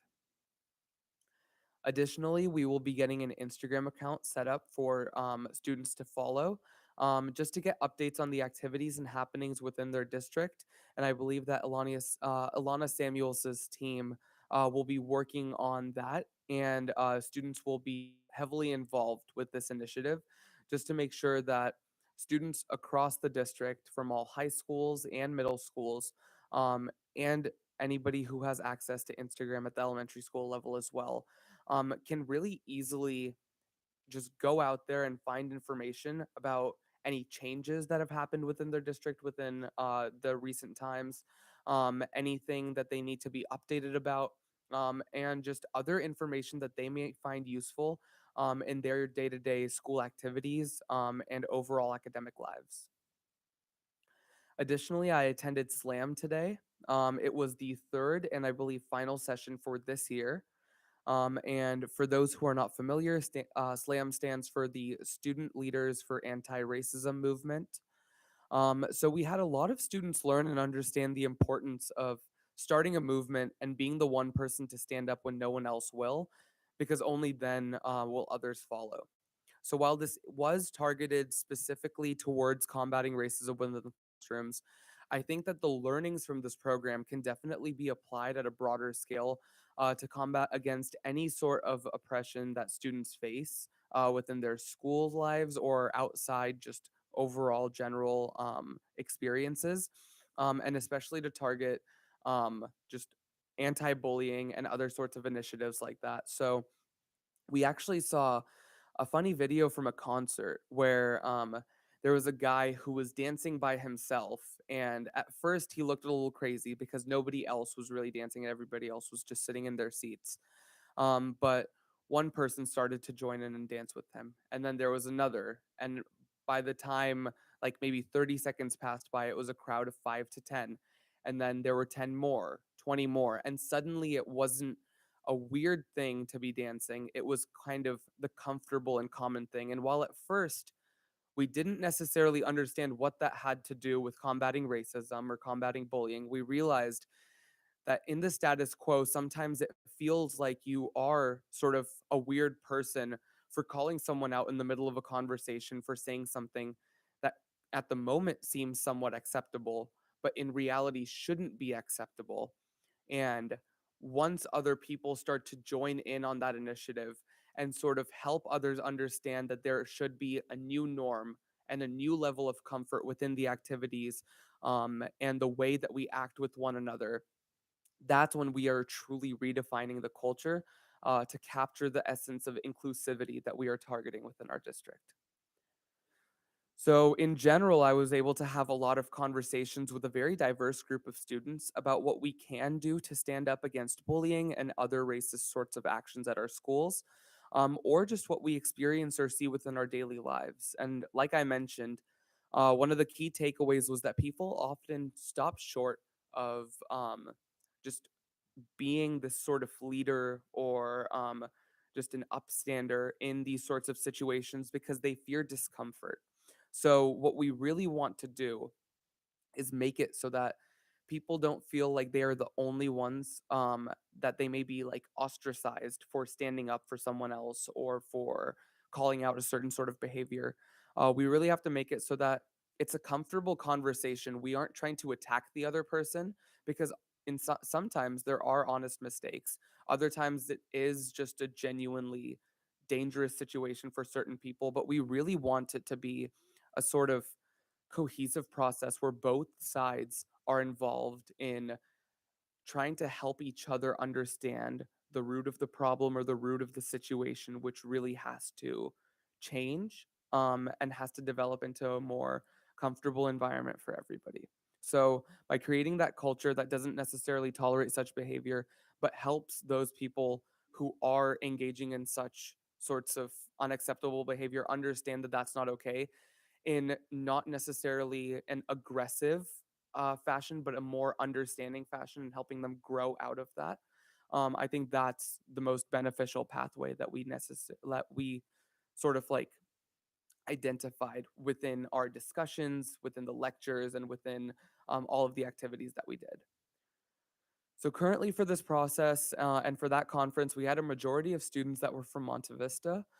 So in the future, if we were able to kind of have an even split across all schools and take back some more action items for each school to work on, I think that we could reap the benefits just at a broader scale. And it could be very interesting to see. But I think for a target group, since it was hosted at Monte Vista, since this was one of our initial years doing it, it was a nice like target group to do that. Finally, we have decided the process to select next year's student board member, and we will get that going sometime this week. The dates are to be determined for all of the deadlines, but we do expect to have a similar process to last year. So we will have first a written application process, plus letters of recommendation to affirm that the student is at good standing within their student body and amongst their teachers and administrators. Then we will narrow the pool down, and this will be a little bit of a difference from last year's process, but we want to have the 8 to 10 selected students come into a student senate meeting and prepare a presentation about an issue that they feel passionate about within our district, and sort of give a case study on this issue, just identifying a problem, giving the background, what it looks like within our district, how it manifests itself among students, and then devise a solution. So with this, even when students aren't necessarily being selected for a position, at least they'll have that understanding that there is a venue that they can go to combat some of these sorts of problems.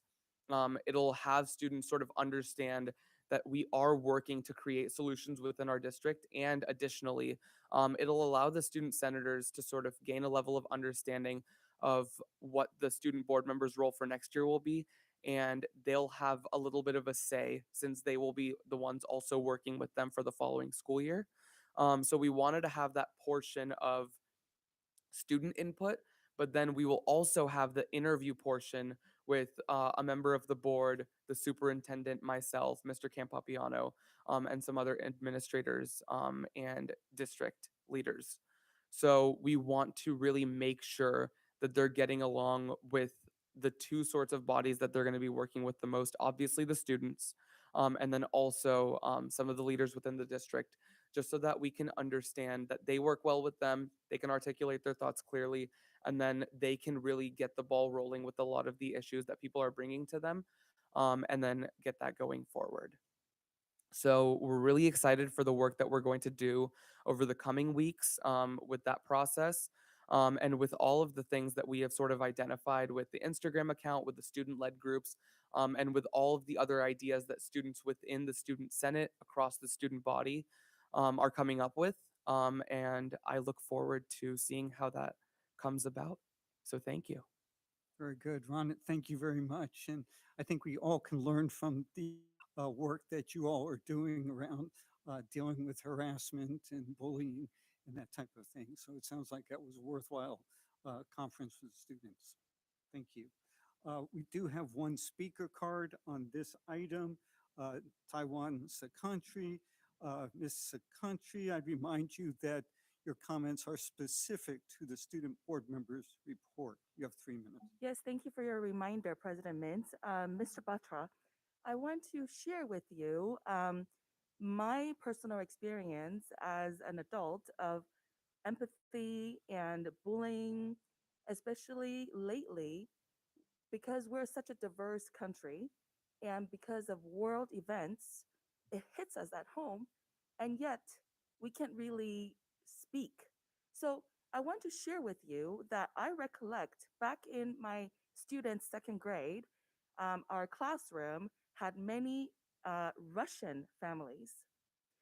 So let me ask you this. If today in a classroom discussion, everyone now is siding with, and justifiably so, for, you know, President Zelensky, who was just visiting our Congress, and in our discussion, we inadvertently attack, so to speak, Russia, and in our conversations, perhaps we inadvertently or unknowingly, unintentionally exclude or make the Russian Americans among us feel uncomfortable as if they are President Putin themselves.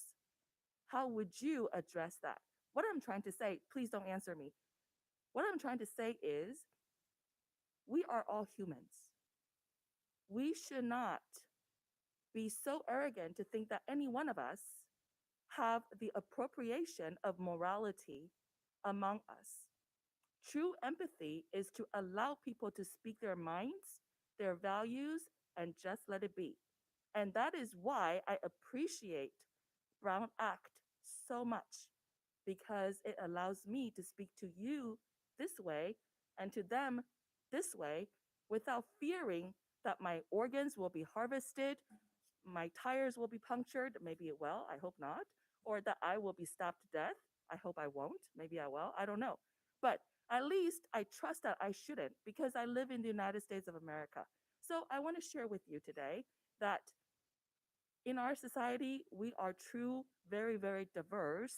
And please encourage your peers, and I do this to my own children, to refrain from judging and just let people be. Thank you.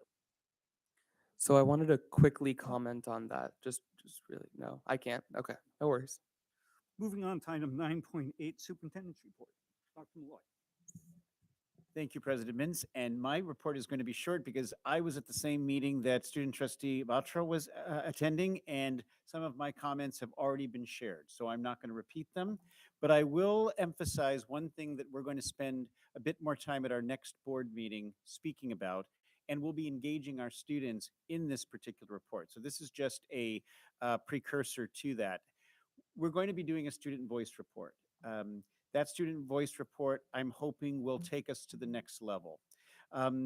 Student trustee, you did share our amazing conversation last night, and I was with the Student Senate for about an hour and a half. And I want to say that I appreciated the questions that were asked of me because of how significant the thinking is, the reflection is, and what I was able to say to the students in that particular setting, but it's not just for the Senate, it's got to be everyone, everywhere on 36 sites, is that I've been experiencing a certain paradigm, which is our students meet with us, they have really significant requests of us, and then they ask what we, the adults, are going to do.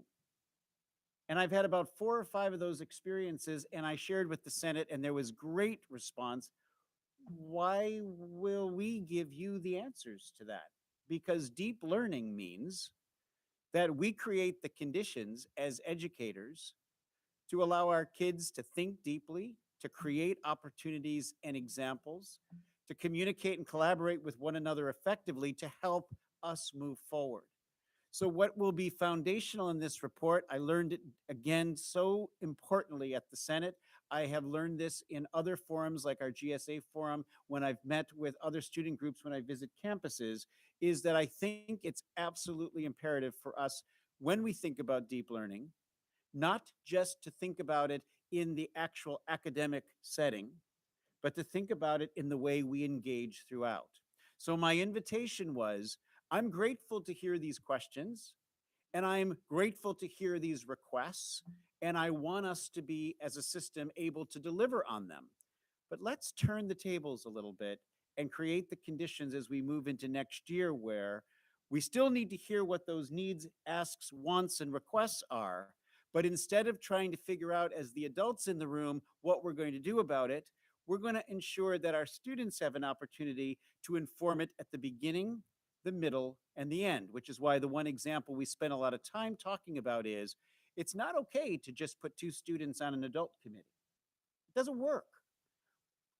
I was teasing about my gray, silver, whatever hair. Like, I don't always talk like the wonderful kids in the room do when I'm not paying attention. In that space, though, something comes over me when I see the looks on their faces that I'm not making any sense. And I realize I have to stop and shift how I'm engaging so that it does make sense. But when we're inviting a couple students into an adult space, we don't always give that space. So we're revisiting that in terms of our advisory committees. We're thinking about how do we start with students, a couple of students come to an advisory committee where most adults are, and actually their voice becomes the North Star. Not something that is just a reaction to or feedback from. So more to come, but I wanted you to say that our students, Ronit, we are so grateful for your leadership. We're grateful for the leadership of all the students across our district, those in Senate and beyond. But what you're teaching us is we actually have to change the model if the student voice is going to lead to influence, because placing student voice in already existing models isn't going to cut it. So I'm quite excited about this because we don't really know where this is going to go, but it's the next chapter that you're going to hear more about next month. And you're going to hear about it from students, not just from staff. So more to come in April. Thank you. Thank you. Okay, moving on to our action items. Item 10.1 is consideration of approval of the district library plan for 2021-22 and 22-23 goals. Christine. Sure, thank you. I am very excited this evening to invite up 2 of our teacher librarian leads, Kim Carter and Allison Husanet, who are going to share with you our library 2021 plan and how far they have reached with their strategic goals, in addition to their 22-23 goals for library. So thank you for staying late with us this evening. Thank you so much for having us tonight. Again, I'm Allison Usane. It's my partner, Kim Carter, and we're really excited to be here. So just to start, this is one of, I had to be cheesy and include it while we were thinking about our district goals and how we envision our role in this district. It's one of my favorite library quotes. Bad libraries build collections, good libraries build services, great libraries build communities. We wanted to center our work in that quote tonight. So we just want to talk a little bit about who staffs our libraries. we're so thankful that the district values our roles as teacher librarians. We've made huge strides in our collaboration with the district on an equitable student to teacher librarian ratio across all of the secondary sites. While there's still room for growth and equitable funding for all of our secondary sites to have access to a library media coordinator, value the partnerships we've made to continue the conversations around successful library programs in connection with our own library standards and the district's strategic directions. One of the assets of having fully funded teacher librarians is that we are a 2-for-1 special, a fully credentialed teacher and a fully credentialed librarian. Teacher librarians have the ability and freedom to develop a successful program in large part to the LMCs who support the library through book processing and maintenance of the collection. For those of us who have a funded LMC, they are crucial to the success of our library programs. We also wanted to touch on the strategic directions because the secondary teacher librarians were so excited about them and how closely aligned they are with our own national and state standards for school libraries. Teacher librarians find equity in access, materials, and content to be of the utmost importance. We value inquiry-based learning that engages students to be in the driver's seat of their own learning through deep research and reflection. We find various formats and funding that speak to different modalities of learning to reach our entire student population. Bibliotherapy is one of the best ways we can support our students in their social emotional well-being. Collaboration is key in our reach the entire school community, and demonstrating a love of learning and continuous growth allows us to model success and what that means for our students. Diving in a little bit more on our plan, where we've come from, where we're going, we wanted to tie it directly to the strategic goals. And speaking about aligning, our library team plans to continue championing equity within our district. The librarians, myself, Kim, all of our team, we are in a strategic position for equity work. All of our programs are based around providing equitable access to resources and information. We are so excited for the district's continued support funding Soro, which is our ebook and audiobook platform. Deb Pettish, who's not here tonight, but let us know she's with us virtually, has been instrumental in working closely to get that approved. And we're just so excited for what that means for 24/7 access for our students and staff. We also support SRVUSD's equity work by championing access to diverse literature, conducting equity audits to fill gaps in the collections. Recently, a study actually came across my desk, which had collected data on diversity in children's literature, because I'm a nerd and look at things like that when, when they're on my desk. And it was sadly found that only 10% of children's literature features or is written by a person of color.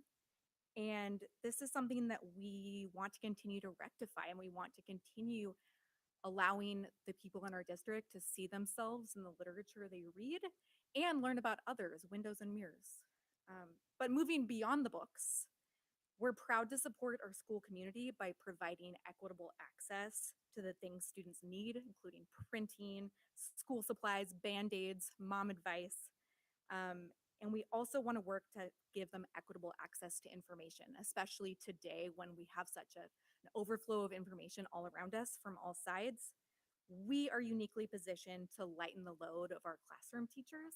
We see not 5 classes a day, not 6 classes a day, but every student of the school community. We know all of our staff members, and we want to partner with everyone in order to get people what they need.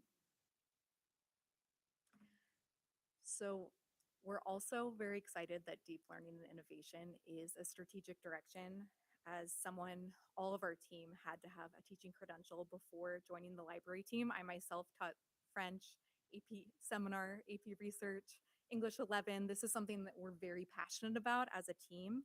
And when it comes to deep learning and aligning our goals with the district, our school libraries are different than those of the past. Expectations on our students are also evolving. They need to be critical thinkers, they need to be strong communicators, they need to be collaborators, and teacher librarians on our team aim to support them in becoming this. We're reimagining our role not just as a keeper of books, but a creator and a manager of a learning environment, a learning hub where students are primed for this deep learning and this innovation.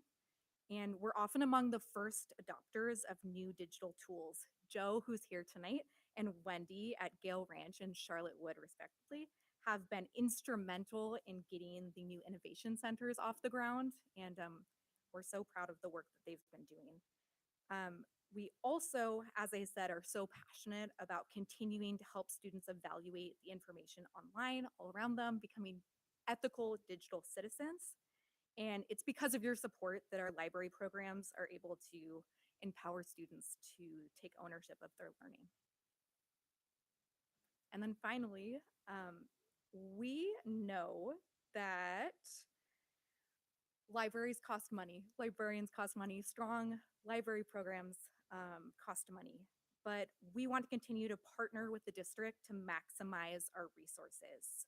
We already have practices in place such as interlibrary loans among all the sites of the district and shared ebook access to maximize access while reducing cost. We also work closely with vendors to develop those professional contacts to help reduce unwise spending. As stewards of resources, we will also continue to team up to provide meaningful professional development to our staff. Often I feel, at least speaking for our team, we knew we loved teaching students, but didn't realize how also rewarding it could be to help our staff members as well. The librarians are available to every member of our school community, and we are so grateful for your support so that we can be those leaders on campus. Finally, you'll see this in among other goodies in the packet we passed out to you, but there's a growing body of research known as the School Library Impact Studies that have consistently shown positive correlations between high quality library programs and student achievement, even when controlling for demographics, school funding levels, and teacher pupil ratios. Libraries, we offer the best bang for your buck, and we're excited to continue our partnership. So for social emotional well-being, our library collections help students expand their viewpoints and understand the world around them. Our libraries are a safe haven for our students who need a space to be themselves or to get away from the stressors of the everyday school environment. Libraries with a diverse reading collection can normalize our differences and celebrate the things that make us unique as individuals.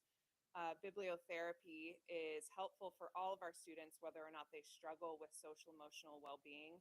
And reading allows our students to step into another person's shoes, like what Ali was saying, are windows and mirrors, and experience perspectives that they otherwise would never experience. Reading is where empathy is born and nurtured, and through this, we can hope to dismantle assumptions, biases, and stereotypes that plague our students' everyday lives. And with our shared leadership, teacher librarians create an environment of mutual respect and collaboration. Like Ali said, we collaborate regularly with our staff, with administrators, and with all staff members to work towards the common goal of student learning. We are in a valuable and unique position that allows us to connect with every student and staff member at our sites. This allows us to collaborate and connect with individuals, creating partnerships of trust and mutual respect that helps support the district's efforts in shared leadership.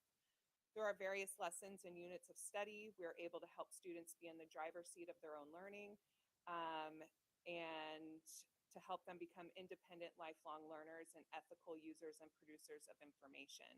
We're constantly seeking input on our library programs from students and staff so that we can evaluate and improve upon our effectiveness and reach across our school sites. We value our connections with the school and community and look forward to continue our practices to meet the needs of our students. And then lastly, for our culture of responsiveness, students are the basis for all of our decisions that we make for our secondary school libraries. We all want what is best for our students, and taking opportunities to connect with leadership teams, administrators, and district stakeholders ensures that students are always at the forefront of our decision-making. Teacher librarians live for lifelong learning and model this with research-based practices to make evidence-based decisions. As some of you may know, we love our data and we use it to inform and advocate and reflect on what is best for our students. Libraries are important spaces to invest in, and it definitely takes a village to build a successful library program, but it is because we know that they work. When we have the support on a shared vision, our libraries work at their highest potential, which helps students live up to theirs. And that just kind of We brings know it us was a to late that. night. Thank you so much for your attention, and let us know if you have any questions. Well, first, thank you so much for your presentation and staying this evening.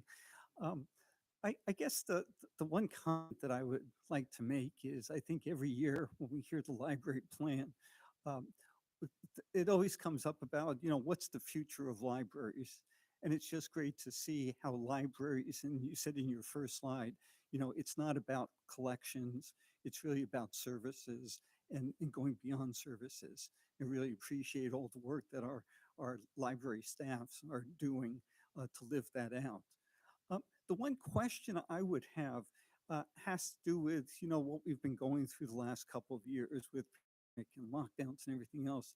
And I'm just wondering if there's anything specific within the plan that has come about because of, what we've learned in terms of working remotely. And you mentioned ebooks, for instance. I'm just wondering if there's anything else in the plan that has grown out of the opportunities that have come from, the challenges we've had. Absolutely. I think speaking personally, I know that the pandemic, even though it has been tough, it really showed so many things that we could do that we thought we were doing, but maybe we could do better. For example, all the students were all of a sudden on the internet, online, doing their classes all remotely, and we really realized what we thought we had been doing a good job creating ethical digital citizens and crafting those skills, but there's still absolutely work to be done and areas where we can be more strategic about that instruction. I also think that something that came out of the pandemic was perhaps more accessibility to students. I had students, since they couldn't come into the physical library, make Zoom research consultation appointments with me. And that has continued as we've become in person. And that's been really special for me personally. Very good, thank you. Other board members, questions or comments? Laura, go ahead. In terms of funding, when you're talking about the elementary library and media coordinators, is this funded more by ed funds, or is this at the elementary level, or is this funded by our budget? It is a mixed funding source. We do provide some hours that are covered by district depending upon the size of the school. And then oftentimes what will happen is through local donations and ed funds, they will want to expand those hours or cover more than what the district provides. And so that's a pretty typical model for a lot of the things. So every school gets something. And then if they want to go beyond that, that's how they do it. They go through the ed funds. And we've included library in our access to excellence piece because we know that the inequities there is not okay, but we still have the funding challenges to deal with the inequities. And currently, are there elementary schools that don't have any support from a library standpoint, or is it just that they have like split support, so 0.5 or 0.25 at the school site? My understanding is that all the elementaries have something, and the way that it's different is that they have classified staff, whereas at the high schools we have teacher librarians, and so it's a different type of service, but we do have staffing that are allocated to all the sites, no matter what level they are. Thank you. And I also just want to say thank you for all the work you guys do every day in this presentation. I really appreciated the tying it into our strategic directions, and I think that provides a lot of valuable information for us as a board, and I appreciate you doing that due diligence. So thank you. So board members, this is an action item for us, approval of the district library plan for 21-22 and the 22-23 goals. Can I have a motion? Move approval. Second. The motion was made by Board Member Ordway and seconded by Board Member Clark. Roll call vote. Student Board Member Batra. Aye. Board Member Ordway. Aye. Board Member Clark. Aye. Board Member Bratt. Aye. Board Member Hurd. Aye. Board Member Mintz. Aye. The motion passes 5-0. Great. Again, thank you so much for being here this evening in your presentation. Moving on now to item 10.2, consideration of approval of the preliminary budget assumptions for the 2022-2023 school year. Mr. Hillman. Okay, thank you very much. I'll try to go over this fairly quickly. It is summarized in the board report that's in the packet, and I'll just pull out a couple of things. I wanted to go over very quickly the fiscal outlook that we know of as of this moment that informs these budget assumptions for next calendar year, next school year, some variables to consider, and then the multi-year projection. So on the fiscal side of the fiscal outlook, most recently, the Department of Finance is reporting that state revenues are continuing to be higher than what the governor predicted in his budget in January. 15% higher, which is about $17.5 billion, which is historic. The state doesn't, I'm speaking colloquially, they don't really know what to do with all the money at this point. It's coming from the three big tax revenues. You can see that the numbers are up over what the governor had in his budget. Personal income tax receipts are over 12% higher. Sales and use tax 6% and corporate tax 78%. That last number I won't get into the weeds on, but there's a new law that allows for elective payments from companies that they can basically do it and then they get a tax credit. So that number is probably going to drop down, but it's still going to be a very large amount of money. And so the state is trying to wrestle with how they want to allocate these new dollars that they weren't expecting. And obviously that's all part of the negotiation between the legislature and the governor's office. The second biggest thing that we've been tracking, and I think everyone is well aware of it at this point, is that inflation is at a historic level of 7.9%. The Federal Reserve has been taking some actions to try to reduce and control inflation. They did two major things which are in their toolbox. One is increasing the federal funds rate by 0.25%, 0.25. Federal funds rate for anybody that tracks this stuff is kind of like the rate that controls all other rates. It's like the ring from Lord of the Rings. So if you drop that thing down, it controls all the interest rates for things like home loans or car loans or anything like that. So that's one way they're trying to make it more expensive to borrow, which will hopefully cool things down a little bit. And then the other one is, it's on the slide, I wrote decreasing liquidity and shrinking the money supply. Very simply, it's about selling treasury bonds, selling and buying treasury bonds. So that's the other way that the Federal Reserve can mess with the money supply. They are trying to take literally money out of the money supply so that people start spending less. And if they start spending less, it will bring supply and demand back into some sort of equilibrium. And by doing so, prices will hopefully chill out. So that's the long and the short of it. As I mentioned, the excess tax receipts by the state are triggering state spending limits. The state has spending limits. It applies to excess revenues. And it basically means that the legislature has reduced discretion to spend the surplus. They can't just spend it all. There's only so much they can spend. It's a percentage of expenditures that they have to monitor from year to year. We have it too. It's not going to affect us like it's affecting the state. But more concerning, this is more of a concern for non-education programs like childcare, healthcare, and social programs. So if you start to hear about it in the news, rest assured that for education, because we have the guarantee through Prop 98, this doesn't affect us as much as it does some of these other programs that come from the state's general fund. So you can take a deep breath if you happen to hear a headline about that affecting schools. It's probably going to be a positive thing for schools, if anything, not a negative thing. So with that said, some of the things that we look at, enrollment and attendance. I think everyone, if you've only chimed in for even just a few months with a school district, you know that enrollment and attendance are the biggest drivers of our revenues. And so I wanted to differentiate very quickly between resident enrollment projection and a roll-up projection. I'm going to discuss that. There's a couple of other variables we're looking at too, and that is students that are eligible for special education services. Those continue to increase. I'll talk about that. And then universal transitional kindergarten as we start to implement that.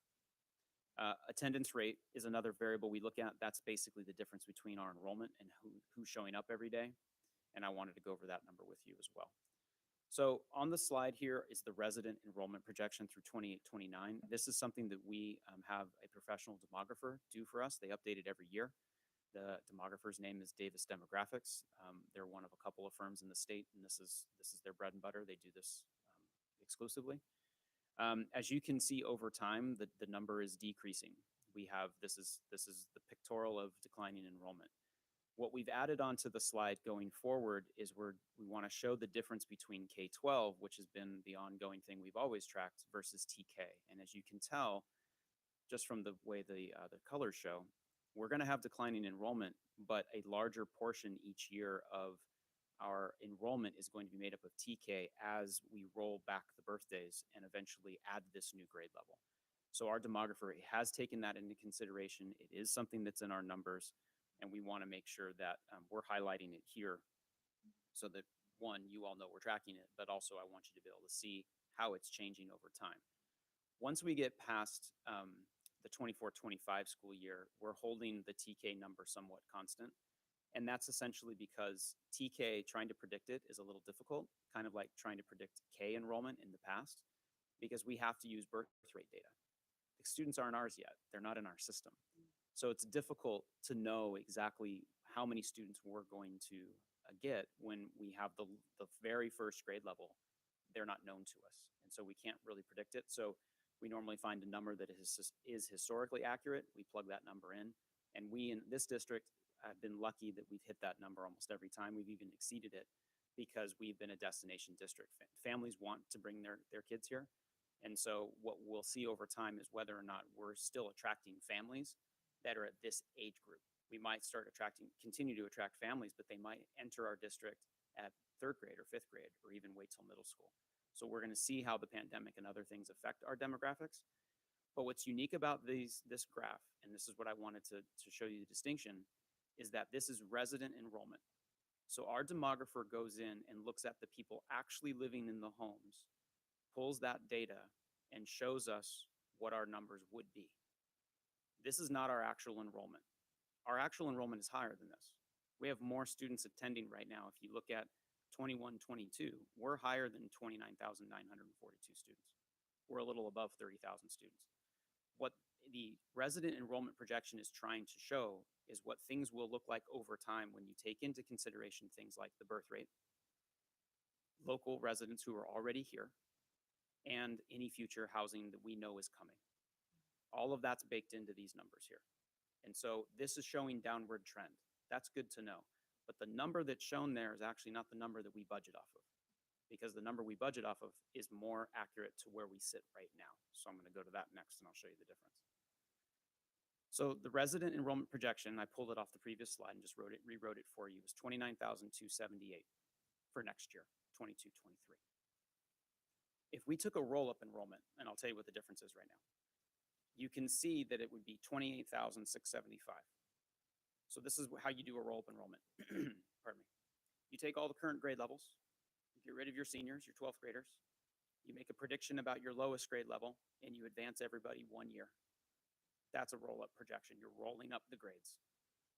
Pardon me. Because of the pandemic, our enrollment and our attendance has been affected like every school district in the state of California. And prior to the pandemic, there was a conversation among the board and a decision made that one of the assumptions should be whatever the enrollment is, go from -275 every year thereafter to account for what I showed you on the previous slide, which is we have declining enrollment. We know it's here, but what number should we use? This is the main driver for our revenue, so it's an important number to try to peg. When we looked at our roll-up enrollment of 28,675, we believe that we are going to be higher than that based upon historical data at this time of the year. When we look at the springtime, we typically enroll a lot of students between now and the start of school. And so what we did is we picked a very conservative number of 650 students. Thank you. And so we added those two together, and you can see it comes up to 29,325. So it's a historically based, you get between the spring and when school opens. Correct. 650, and you're kind of taking the declining piece into account with that number. Correct. And so when we had the meeting last week on March 18th, we were already at 29,251.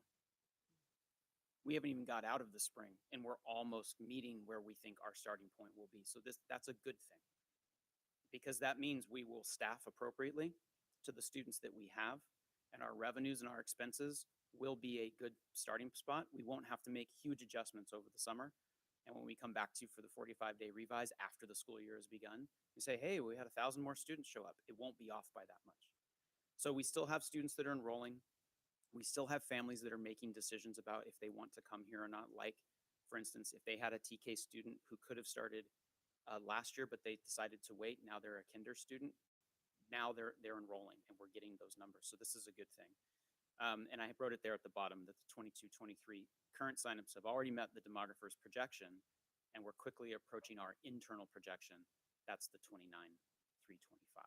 So we feel confident that we're going to hit that number by the start of school. And what's nice about it is if we peg all of our expenses to that income number, if we get any extra students, all we have to do is adjust staffing, meaning we get to hire more staff, because our certificated side, our teaching side, is all ratio based. So we get to add people as we get more students. And so we're looking at this every single month. And our next scheduled meeting will be right after spring break, because we'll have even more up-to-date information then, because it's another enrollment window opens up and we allow transfers and things like that. So it's a meeting that we do on a monthly basis. It involves people from Ed Services, the HR, and business. And we all put our heads together to say, okay, if we're going to have more kids, how does that affect Ed program? How does that affect hiring? How does that affect the budget? And so this is one of the key things we look at every single month. For the multi-year projection, there are some significant things to look at here. The most three significant turn the page costs, which are essentially you close the current budget year and you open up the next one.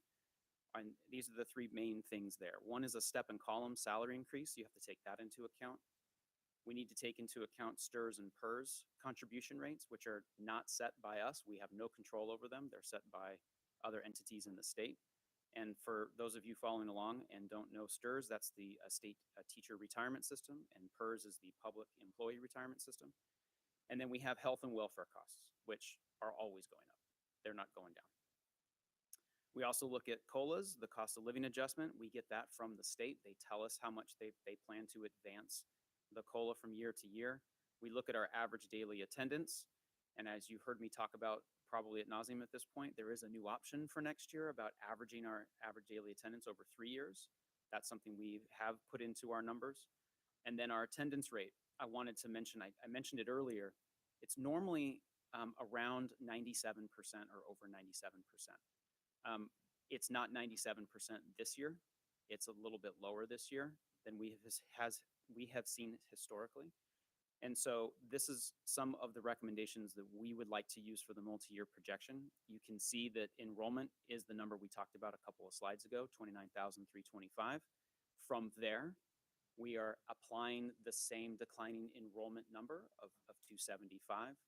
So that would take us down to almost 29,000, and one more year out and 2 years out, you can see we go below 29,000. Our attendance rate, we're pegging at 96 and almost 3/4, 0.73. We're historically above 97. We hope that that will come back, but we believe that this is a conservative number and a good number to use based upon how things have gone this year. The COLA at this point is 5.33% for next year. That's coming from the governor's budget. We're getting word that because of all the extra revenues, they may come back with a much larger COLA for next year. And if they do, we'll adjust. But at this point, that's the best number we have. And then you can see how it changes in the out years. There's one other change too, which is very helpful for us, which is the per pupil amount that we get for students that are receiving special education services went from $715 and will now be $820. That's a big change and a positive change for us, that the state is giving more money for students that will be served under that program. I mentioned earlier that the student, besides enrollment and looking at roll-up and looking at ADA, you also look at students with special needs and how their enrollment is changing. We are seeing about a 1% year-over-year increase to the students that qualify for special education services. And so because of that, if you think about that graph that's declining, and we have declining enrollment, every year we have fewer and fewer kids, but a larger portion of those kids qualify for special education services, That means that without increases like AB 602 helping us, that means a larger portion of what we are already receiving will go to serve the kids that need it, of course. And so that imbalance eventually could catch up if the state doesn't help us out with things like AB 602 or raising the base or other ways to increase our revenues. But it is something that we want to make sure the board is aware of, declining enrollment overall with an increase in our student population for special education services. As I mentioned, here are a couple of the other rates we have to look at. The STRS and PERS rate are listed there for next year. Next year, the STRS rate goes up to 19.1. This year, it was 16.9. That's a pretty big jump, but you can see that it levels off after that. Next year is the last year in the ratcheting up from the state retirement system and how much the district has to contribute. And then you can see from PERS, it's 22.9% this year, and next year it'll be 25.4%.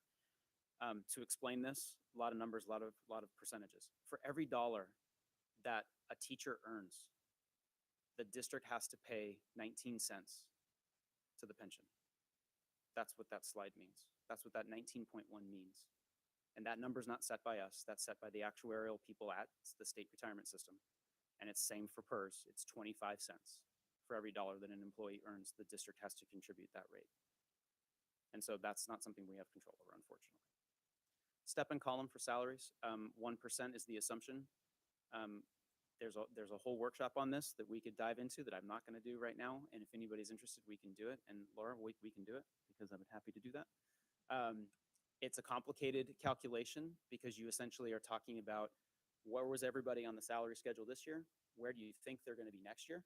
And you have to take into certain considerations how many people are doing units over the summer, how many people are going to get their masters, how many people leave, how many people come in.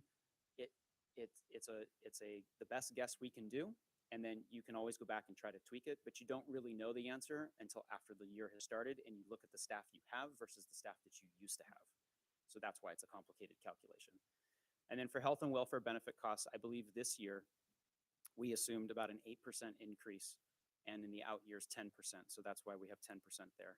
It is worth noting that our health and welfare costs and the way the plans work, we obviously operate a fiscal year from July to June. Our welfare plans, our health and welfare plans are January to December. So in the middle of the year, one plan ends in our fiscal year, a new plan starts at January. So we have to have a foot in 2 different years for health and welfare. So our numbers have to cover both ends of the year, if you will. And so that's why it's 10%. We're not sure what's going to happen next year, but we do have our benefits study committee. We have all of our HR people on that, and we also have all of our bargaining unit members on that to make sure that there's representation to discuss how we can continually review and adjust our benefit packages to make sure that they are competitive but also affordable. So those are the main assumptions. Next steps would be the budget and economic updates to all of you throughout the spring. If we hear anything from the state or the legislature specifically about anything that's looking like it's going to pass or they're taking committee votes, we'll do on any major things. The governor's May revise is the next major thing. My hunch is that we won't have too much between now and then, especially with the spring recess. We will be bringing the 22-23 adopted budget. Will be previewed on June 7th before all of you and the community. And then we are hoping that the board will take action on June 14th. That's our last board meeting of the year. The timeline we've talked about before, California adopts its budget on June 30th after we've adopted our local budget. And so any adjustments that are made or need to be made because the state decided to do something in the 11th hour on June 29th that we become aware of, we will bring back to you for review and approval at the 45-day budget revision that typically happens at the first meeting in August. So that's what you can expect to see between now and next time I come up here, and that would be June, I think. So thank you. Thank you very much, Danny. It's been very helpful to get the clarity around the assumptions that we're using. Board members, any questions or comments? Laura, go ahead. I know, well, it's more like a hope and a prayer, but that the state is maybe talking about, hopefully, putting some of their surplus towards a one-time payment to PERS and STIRS, maybe? It's a wish. If that's the case, would that affect our 19 and 25% pay in? Or is that just dealing with the issues that PERS and STIRS have, and we're still having to, as a school district, pay that 25 and 19%? It's a good question, and I think it depends on how the state decides to allocate the dollars. If they want to give it to school districts, it would augment the numbers I showed you, the 19 and the 25%. If they decided to do something directly to STIRS, to prop up the pension system, that's separate and wouldn't come through us. So it really depends. Maybe they'll do both. I'm not quite sure, but I know that there's talk of doing something major because they have the ability to do so this year.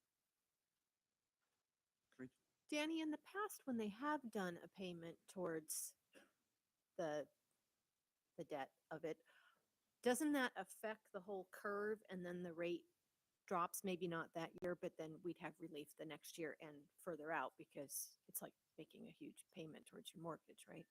It is. It's kind of like paying double car payments or something, and then you're a month ahead or something. I think it really depends on the size, because they did do this a couple of years ago, pre-pandemic, and I think the percentage went down 1 or 2, but we still had to pay, maybe it was 14% instead of 16 or 17.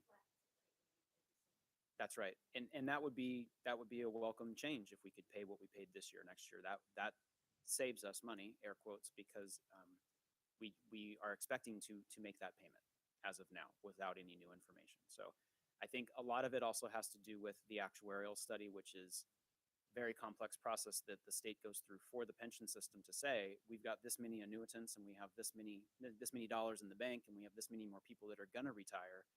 How do we calculate all this? And so they do that update from time to time, and they invest the money. So it really depends on how investments are doing too. And there's a whole, I don't want to say subculture, but like a whole niche market just for that, just for pensions. California's is one of the largest in the nation. So it's definitely something that people are watching closely about how it affects that curve. Thank you. Any other comments or questions? Board members, this is an action item for approval of the preliminary budget assumptions for the 22-23 school year. Can I have a motion? I'll move approval. I'll second. The motion was made by Board Member Hurd and seconded by Board Member Bratt. Roll call vote. Student Board Member Batcha. Aye. Board Member Ordway. Aye. Board Member Clark. Aye. Board Member Bratt. Aye. Board Member Hurd. Aye. Board Member Mintz. Aye. The motion passes 5-0. Thank you. We're coming up on 10 o'clock, so I'm going to need to ask for a motion to extend. And I'm going to ask that we extend to 11 o'clock. However, hopefully, we'll all be on guard to try to keep it as short and concise as possible. I'll move that then. Second. The motion was made by Board Member Ordway and seconded by Board Member Clark. Roll call vote. Student Board Member Batcha. Aye. Board Member Ordway. Aye. Board Member Clark. Aye. Board Member Bratt. Aye. Board Member Hurd. Aye. Board Member Mintz. Aye. The motion passes 5-0. Thank you. Item 10.3 is public disclosure of the major provisions of the 2021 and 21-22 salary agreements for management and confidential employees in accordance with the requirements of AB 1200, AB 2756, and Government Code 3547. Mr. Hillman, this is yours. Yes, thank you. So as you stated, AB 1200 to AB 2756 require local educational agencies to publicly disclose the major provisions of collective bargaining agreements before entering into a written agreement.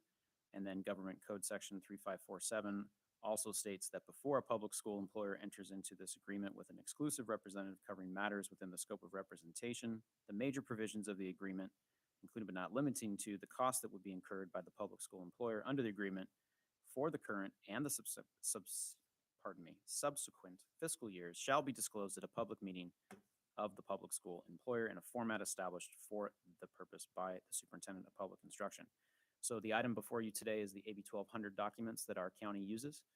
We did send those documents in, and we did receive the letter yesterday that they do approve. It didn't get here in time to make the packet on Friday when we published, but we do have the letter if you would like, or any of the members of the public would like to receive it. We can also add it as an amendment if you'd like. But that letter is, follows the same format as we have done for our other negotiated settlements with our bargaining units. And it says essentially that we can't afford the payment that is laid out in the AB 1200 paperwork. And if I can just add, we will add it to package of the addendum, glad as an addendum, it'll be on the website. Got it. So Danny, my only question then about that letter, just to make it clear, there are no other restrictions or considerations from the county given our calculations. No, nothing else. The only thing it's the same items that were presented in December when we looked at the very first AB 1200 review. And that was to make some changes to bring our expenses and our revenues within balance with each other. And we were able to do that. And the county said, thank you for doing that in a different letter. And then since then, they have essentially recertified that our numbers are correct and true, and that we can afford the items that are before you today. Very good. Thank you. This was just a public disclosure of the AB 1200. Moving on to item 10.4 is consideration and approval of salary adjustments and one-time payment for Tier 4 management and confidential employees. Mr. Oginski. Thank you, President Mintz. So earlier during this school year, a 1% ongoing salary increase effective July 1 of 2020 and a 3% ongoing salary increase effective July 1 of 2021 was negotiated between the school district and its three bargaining units. In addition to that, a one-time payment of 1% of the annual base salary for each employee based upon that employee's salary schedule placement as of November 1st of 2021 was negotiated for the 2021-22 school year. It's been culture and history in the school district to extend ongoing salary increases and one-time payments negotiated with the bargaining units to non-represented employees. And in this case, that applies to Tier 4 management employees and confidential employees. So what staff is requesting this evening is that the board apply those same ongoing increases to those two salary schedules with the same effective dates and to improve the same one-time payment that was negotiated with our bargaining units to those groups of employees as well. And just to clarify who Tier 4 management and confidential employees are, please. Great question, sure. So our Tier 4 management employees are essentially all certificated and classified managers in the school district who are paid off of that salary schedule. So, and it's essentially all managers with the exception of the four managers who are employed under individual employment contracts. So that includes all of our executive directors, our directors, all of our school principals and assistant principals, coordinators, assistant directors, etc., in both the certificated and the classified service of the district. And our confidential employees, if I may, we have 4 confidential employees. Confidential, the kind of the definition and the term confidential is really kind of a California-ism. It's been determined through the Public Employment Relations Board. We call that PERB. And so a confidential classified employee is one who has specific access to knowledge of and information pertaining to the district's positions relative to the collective bargaining process. So in this district, there are 4 employees, 2 work in the Human Resources Department, 1 works in the Business Department, and Mrs. Fisher works in the Superintendent's office. Those are the employees that we're talking about here. Very good, thank you. Other questions or comments from board members? Seeing none, can I have a motion on approval of the salary adjustments and one-time payment for Tier 4 management and confidential employees? I will move approval. Second. The motion was made by Board Member Hurd and seconded by Board Member Clark. Roll call vote. Student Board Member Batra. Aye. Board Member Ordway. Aye. Board Member Clark. Aye. Board Member Bratt. Aye. Board Member Hurd. Aye. Board Member Mintz. Aye. The motion passes 5-0. Thank you. Item 10.5 is consideration of approval of salary adjustments and one-time payment and addenda to the employment agreements of contracted management employees. Again, Mr. Oginski. Thank you.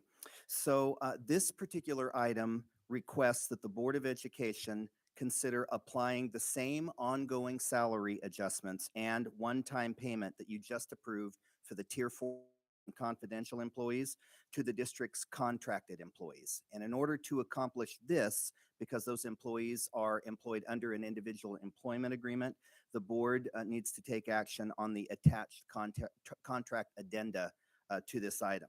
So prior to board consideration and action on this item, I'd like to take just a few moments to highlight the details of those addenda. So for the superintendent's contract, that addendum adjusts the superintendent's salary effective July 1st of 2020 to $300,200 per year, and it adjusts it as of July 1st, 2021 to $354,526 per year. It also provides for a 1% off schedule payment of 1% of that annual base salary to the superintendent for the 2020-21 school year. No other provisions in his contract would change. The addendum of the Assistant Superintendent of Educational Services will adjust her base salary retroactive to July 1 of 2020 to $228,751, and it would adjust her annual base salary retroactive to July 1st of 2021 to $235,614. Again, it would provide a one-time payment of the amount that I just quoted for 2021, 1% of that as a one-time payment to her as well. No other provisions in her employment agreement would change. The addendum of the Assistant Superintendent of Human Resources will adjust his annual base salary retroactive to July 1st of 2020 to $240,188 and retroactively adjust his annual base salary retroactive to July 1st of 2021 to $259,765. It also would provide him a 1% one-time payment, a one-time payment of 1% of that annual base salary for this school year. No other provisions of the contract will change. And then the addendum of the Assistant Superintendent of Business Operations and Facilities. You'll remember we had that position last school year and through December 3rd of this year. The salary for that particular position would be adjusted as of July 1st of 2020 to $228,751, and it would retroactively adjust the base salary beginning July 1st of 2021 through the incumbent's last day in that position, which was Friday, December 3rd, 2021, to $235,614. Again, the 1% base one-time payment based upon that salary that the latter salary I just quoted would also be provided. And then finally, the addendum of the Chief Business Officer salary will adjust his annual base salary to $247,395. That's actually step 2 of the Chief Business Official's salary schedule. It would change the date on which he is eligible for his next longevity step increment from 2023 to July 1 of 2024, and it would entitle him up to 3 remaining longevity steps during his tenure in that. No other provisions of his employment contract would change, and approval of those addenda is recommended as attached in the agenda and as just described. Very good, thank you. And just to clarify that what we're talking about for contracted management employees has been our practice, include those employees as well as all other employees once we've reached our agreements with our union employees. That's correct? That's correct, it is. Thank you. Board members, any other comments or questions on this item? If not, can I have a motion, please? Move approval. I'll second. The motion was made by Board Member Ordway and seconded by Board Member Bratt. Roll call vote. Student Board Member Bacha. Aye. Board Member Ordway. Aye. Board Member Clark. Aye. Board Member Bratt. Aye. Board Member Hurd. Aye. Board Member Mintz. Aye. The motion passes 5-0. Thank you. Item 10.6 is consideration of approval of new position description, a revised position description, increased staffing, and salary range placement changes for specific management and confidential positions. Mr. Regency is going to explain that to us. Yes, he is. So that is a mouthful because this is a multi-pronged item. So earlier this year, as our board report indicates, the board appointed the district's assistant superintendent for business operations and facilities to the chief business officer position. At that time, it eliminated the assistant superintendent position and assigned all of the duties to Mr. Hillman that he had in his former position, as well as duties as Chief Business Officer, and placed those responsibilities upon him. We also did some restructuring specifically to upgrade the position of Director of Business Services to an Executive Director. And that position, as you know, was just filled at the last board meeting. What this effectively did as a restructuring was it reduced the encumbrance of district funds for those positions for the year by approximately $250,000. So as we have been kind of considering this year the needs of the district, the ability of the district to recruit and retain employees in various administrative capacities, and kind of reviewing the existing position descriptions and salary ranges for a variety of positions in the management service of the district, we've decided to make recommendations to further do some restructuring to really better serve our students, better serve our community, and to improve the efficiency and effectiveness of the operations of the school district. So with that kind of as a backdrop, here are the recommendations for this item. First off, staff is recommending that the board approve a new position description for Supervisor of Custodial Operations and to staff that position full-time on the management salary schedule at range J. This would become effective in the 2022-23 school year. This has actually been an item that has been an ongoing discussion for the last several years in the district. The Custodial Services Department oversees and provides leadership to approximately 130 FTE custodial staff throughout the district. They work day shift, they work swing shift, they work during the weekdays, they work during the weekends. And for one manager to kind of provide leadership and to oversee that kind of an operation is and has long been a challenge. So we are recommending this position as a secondary leadership position in the Custodial Operations Department. Secondly, we are recommending approval of a change in the salary range placement for the Educational Services Coordinators.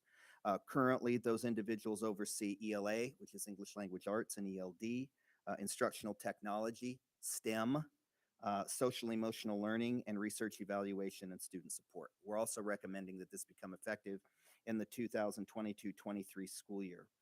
In taking a look at the compensation of those employees, what we learned is that those individuals are actually earning on a per diem basis less than many of our beginning administrator positions in the school district. They earn less on a per diem basis than all of our assistant principals at all three levels.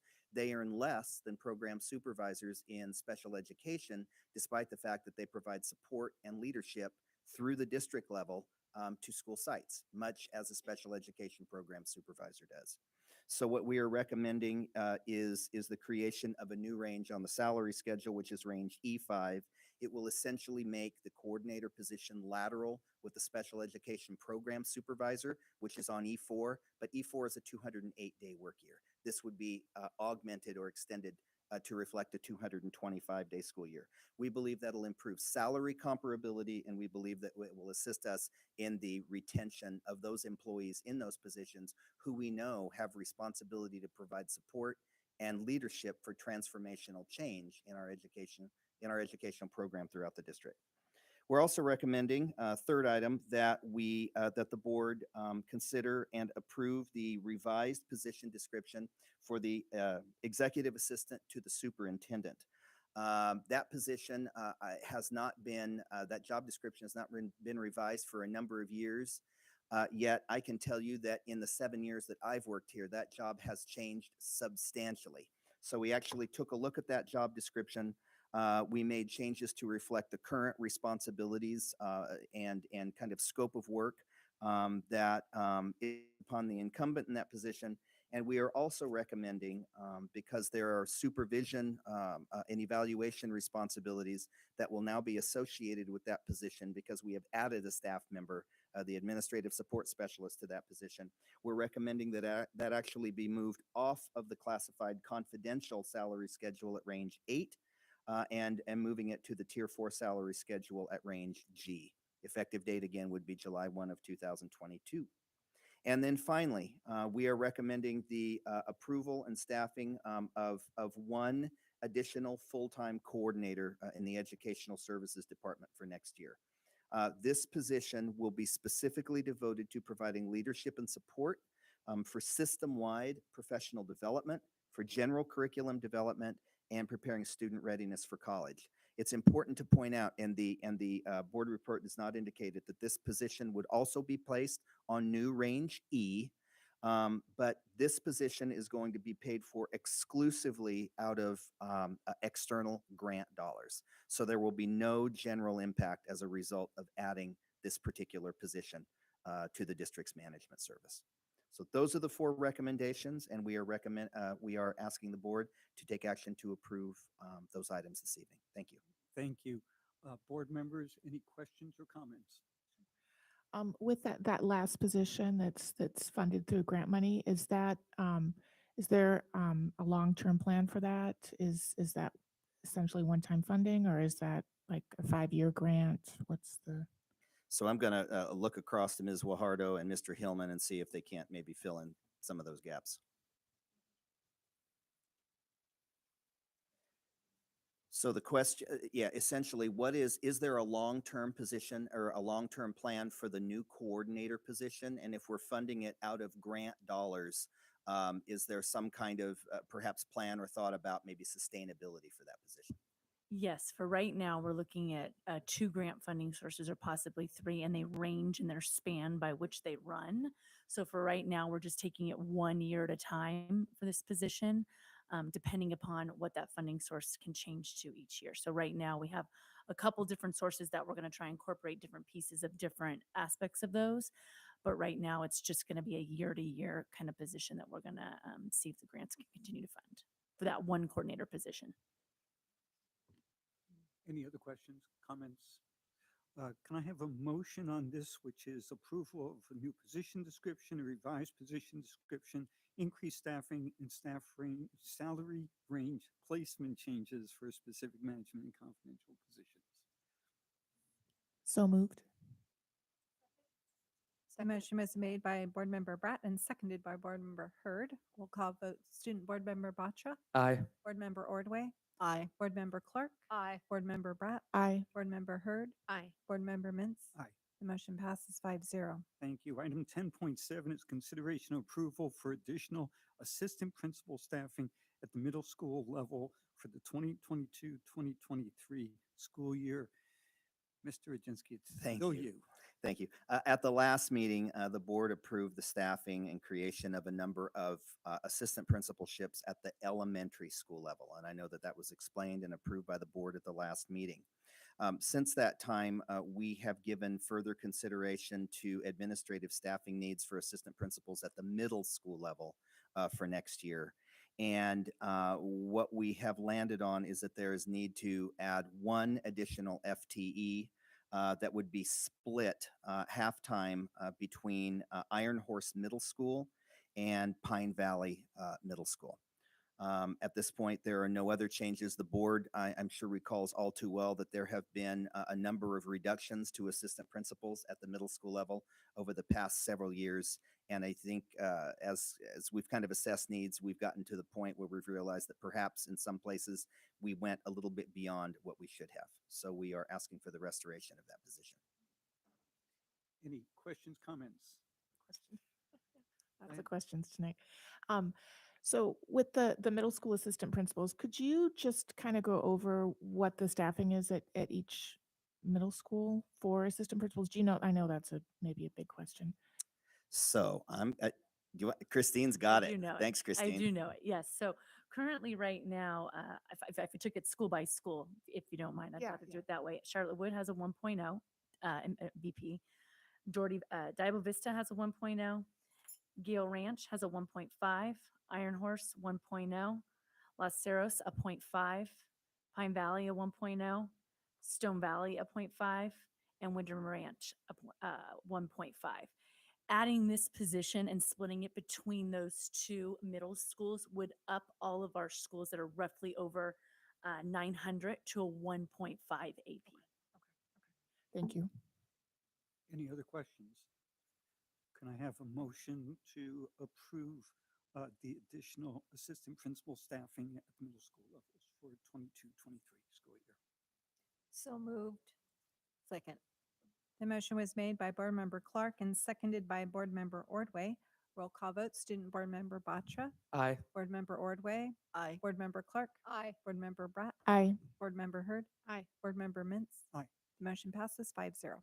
Item 10.8 is consideration of approval of ballot initiative number 21-00036, the Arts and Music in Schools Funding Guarantee Accountability Act. This is something that Trustee Clark asked that we add to our agenda for discussion and possible action. Do you want to take it from here? Or do you- Well, I have some comments. Excuse me. I asked that this be put on the agenda because I thought it was an important conversation for us to have. As a parent of a child who benefited greatly and basically changed the trajectory of her life because she was able to participate in the performing arts here in this school district. I thought that it was important for us as a board to take a look at this ballot measure and to consider whether we think it would be a good thing to try to support. Since asking for this to be put on the agenda, I've come to understand that a ballot measure has a different kind of weight than the legislature passing a law. So it puts certain constraints on us as a district. Also, because we are really the important thing that we're dealing with, I think foremost right now, is to try to get the base raised in our base funding that we get from the state. And these may be competing a little bit. I just think it's really important that we continue to champion the arts in our schools because all of our students benefit from it. And y'all know, we've seen the statistics about how much more successful our students are when they have a more balanced schedule and that they're able to participate in the arts. So I welcome comments from the other board members around this particular issue. I think since we put arts for the elementary schools in our access to excellence list of priorities, that if we could get the base raised, that might benefit us more. My only concern is if the base raise doesn't happen and this doesn't happen either, then we end up with nothing. So that would be my comment on this. Rachel? Shelley, thank you for putting it forward because I think having a conversation about it makes for transparent governance. I, like you, share my enthusiasm for the intent of it. I think there's a lot of good things that we want for our students, whether it's career tech, whether it's more STEM, more, lots of things for different students' interest. I think this particular proposition is well intended, but not very good policy because it ends up making parts of education be like categorical programs. This is a good idea. We want you to do it. We'll give you these monies for it. These are the strings attached.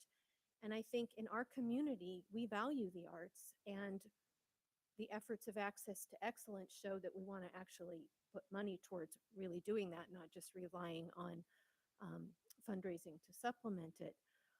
But it distracts us from our overall picture of the strategic directions, which is to look at all of our student needs. And I think our efforts in this district right now are exemplar in how we're looking at everything. And the scariest thing about a ballot proposition is it becomes an amendment and it's locked in, and the only way to change it is another ballot initiative. So I think our efforts to fund the particular programs that we know are important to our students and we hear are important to our students comes much better through raise the base, local control, strategic planning to make all that happen, rather than this solution, as well intended as I believe it is. So I would agree with you. I think we can do it much better through a different avenue. Any other comments? I'll just say briefly, I agree with both of you. This board has had to deal with budgetary issues around the arts and music for quite some time. But at the same time, as a community, as Rachel just stated and Shelley as well, our community values these activities, and our students do. And you can see it through the various events that we have. Um, and I too have a real concern about ballot initiatives and the way that they lock things in without a lot of discussion that would go through a legislative process for amendments and changes and the evolution of something before it's actually approved, as opposed to just locking in whatever goes out on the ballot.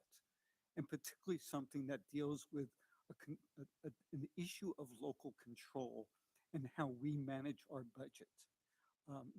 And I appreciate Shelley pointing out that we're looking at arts as one of those key components of our access to excellence, because again, we recognize it as a priority for our district going forward. And the state would do us much better by raising the base and giving us the ability to do as we think is right within our own community. So I believe if there's consensus on that, we'll watch this one. We'll see how it goes forward. And I believe as a district, really pushing the act of raising the base. And we're going to hear more about that clearly at the PTA Advocacy Day coming up on April 22nd. 22nd. 22nd. That's it. Any other questions, comments on this item?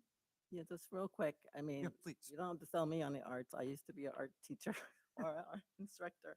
And my children also benefit from, I mean, they're actually, their work now, they're in their 20s, and actually the work is related both to the art and other skills that they've picked up through the arts.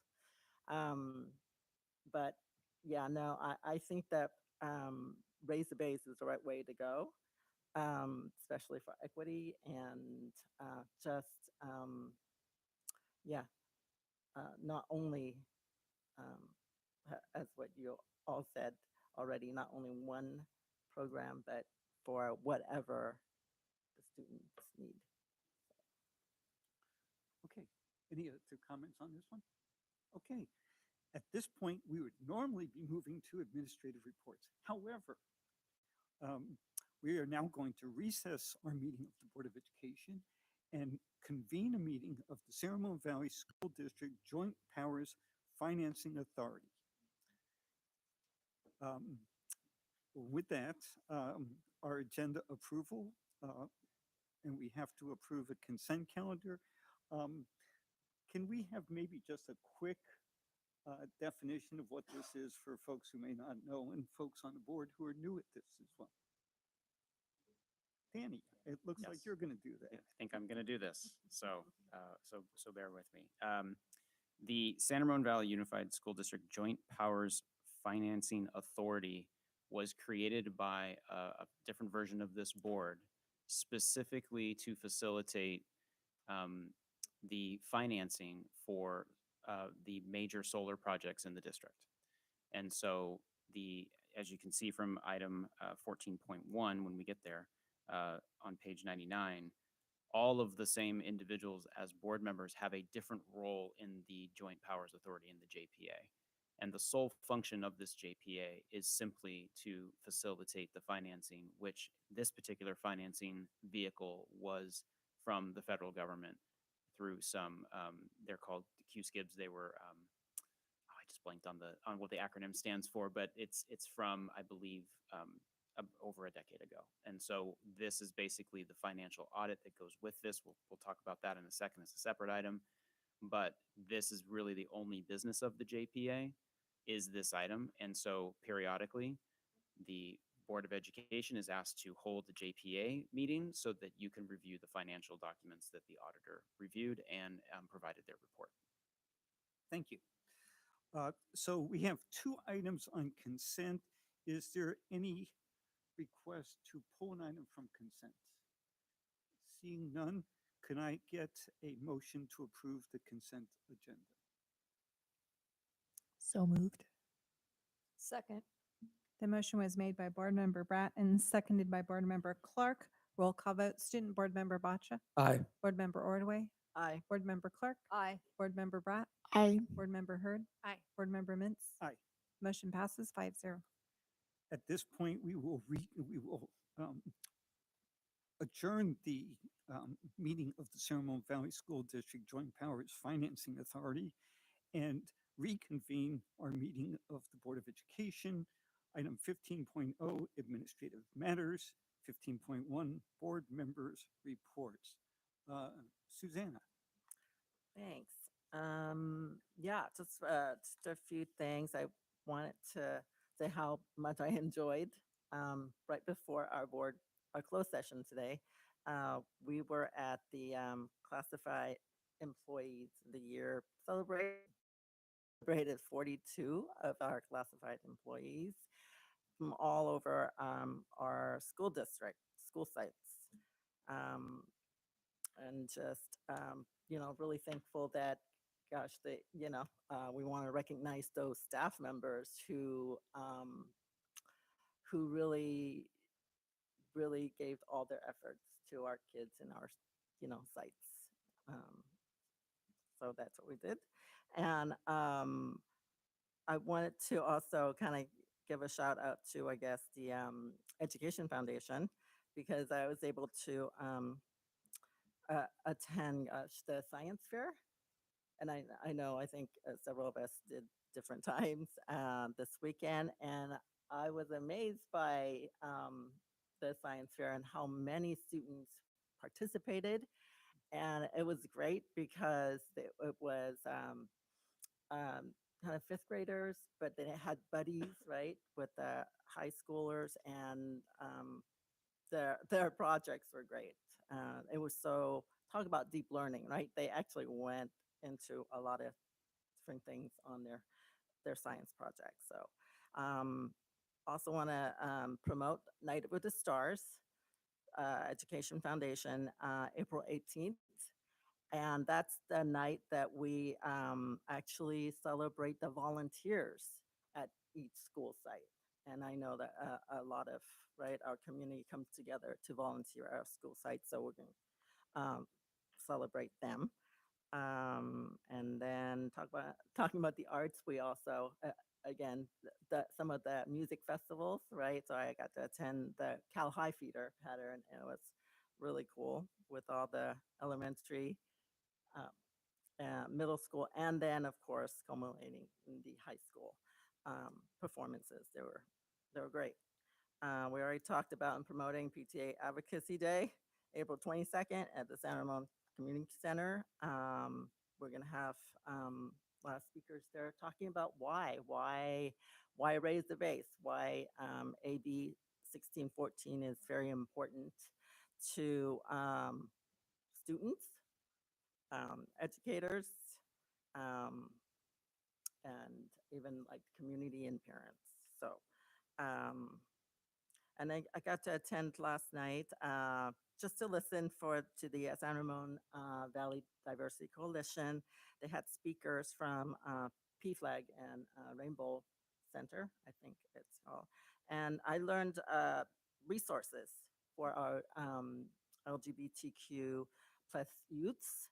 And for my own work, actually, I didn't realize that there was a campus, it was a site, campuspride.org, that actually has an index of how LGBTQ plus friendly college campuses were.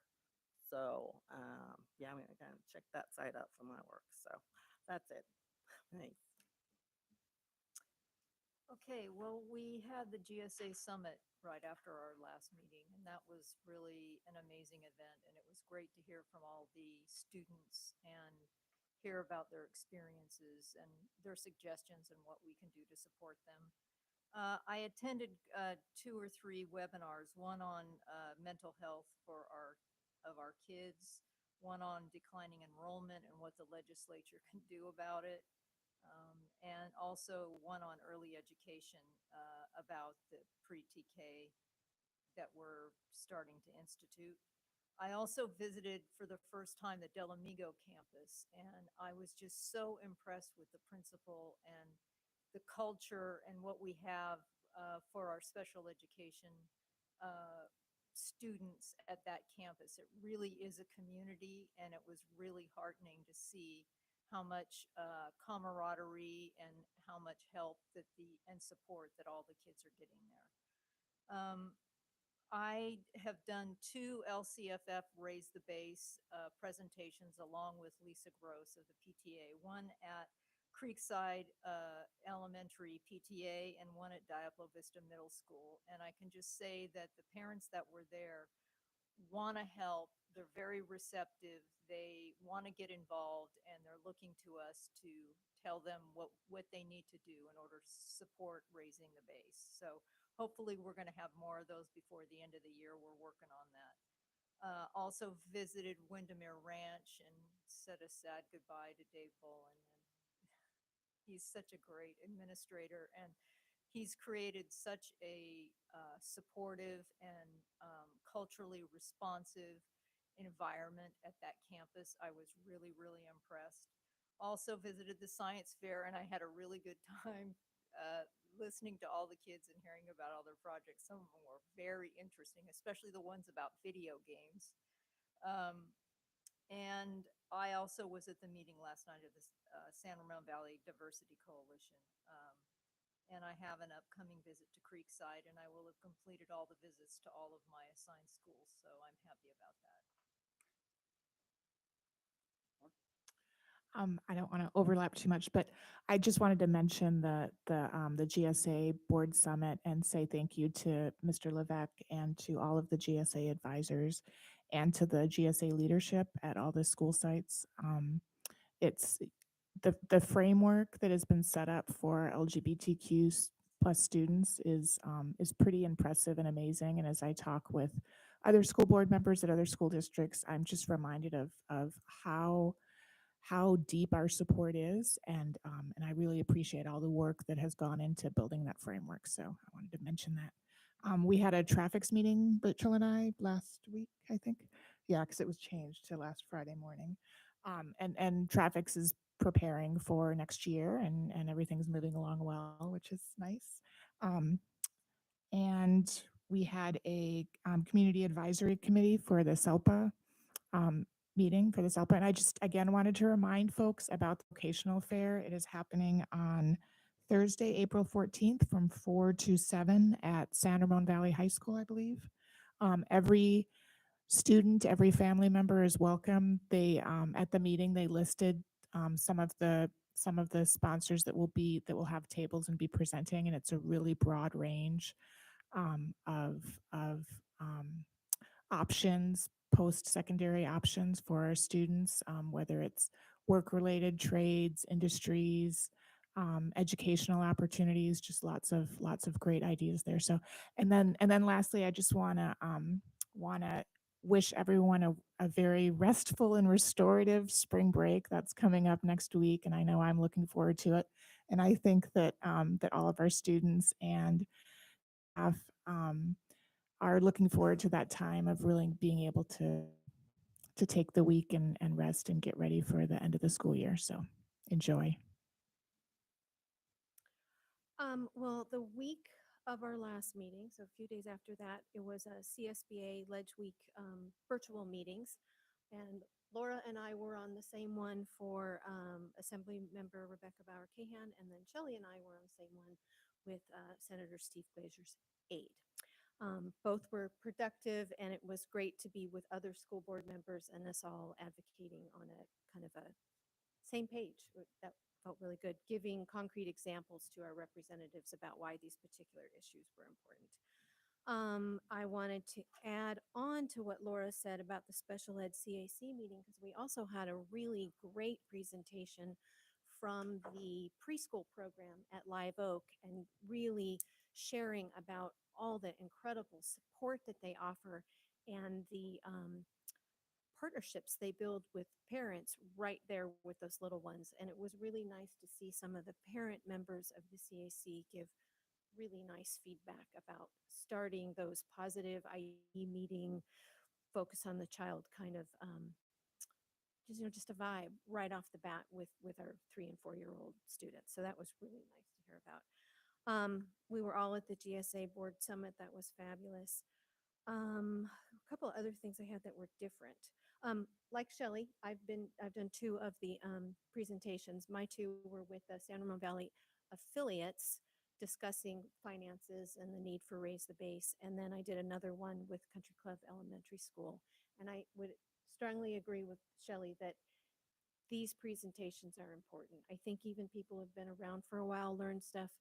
The whole thing, or are we a rural school district? That whole thing, you can have an opportunity to debunk and talk about how property taxes work. And so I really am looking forward to more outreach like that, because that really feels like a good board member thing to be out, talking to families and helping them understand this world we live in with. We had a culture and climate committee meeting the other day. That was good. They're kind of waning off in their attendance, and I think that's just people are tired this time of year. And I don't just mean staff, because I think there were way more staff members there than there were actually community members. And then science fair was great. I think we were all there at different times because I didn't see anybody. Oh, John and I were there at the same time for the awards. And there was one more thing I wanted to mention. Oh, I spent much of Saturday doing an online webinar that was hosted by Mid-Tennessee State University's Dyslexia Center. And it was just fabulous to hear these three acclaimed speakers all talk with such continuity, and it reinforced the good things that we are doing in our district. It's just hard to be patient sometimes because these changes are so needed. But from the work I do in the state, I can say San Ramon is leading the pack in the shift to structured literacy, and I appreciate that. Thank you. For my report, really don't have anything to add. A couple of things that I've been attending were also attended and discussed by other board members. So I would just end by once again congratulating our classified employees of the year. It's really important, I think, for the community to recognize the value and work effort and everything that goes in behind the scenes of our classrooms. We have great educators, but we have a tremendous staff that is supportive in so many different ways and doesn't normally get the kind of recognition that they really do deserve. And so today's event allowed us the opportunity to at least recognize a number of those folks. But it really goes beyond those folks. There's so many that have done so much, and particularly a number of folks through the pandemic that really went above and beyond. And not enough can be said to thank you for all that they do for our school district.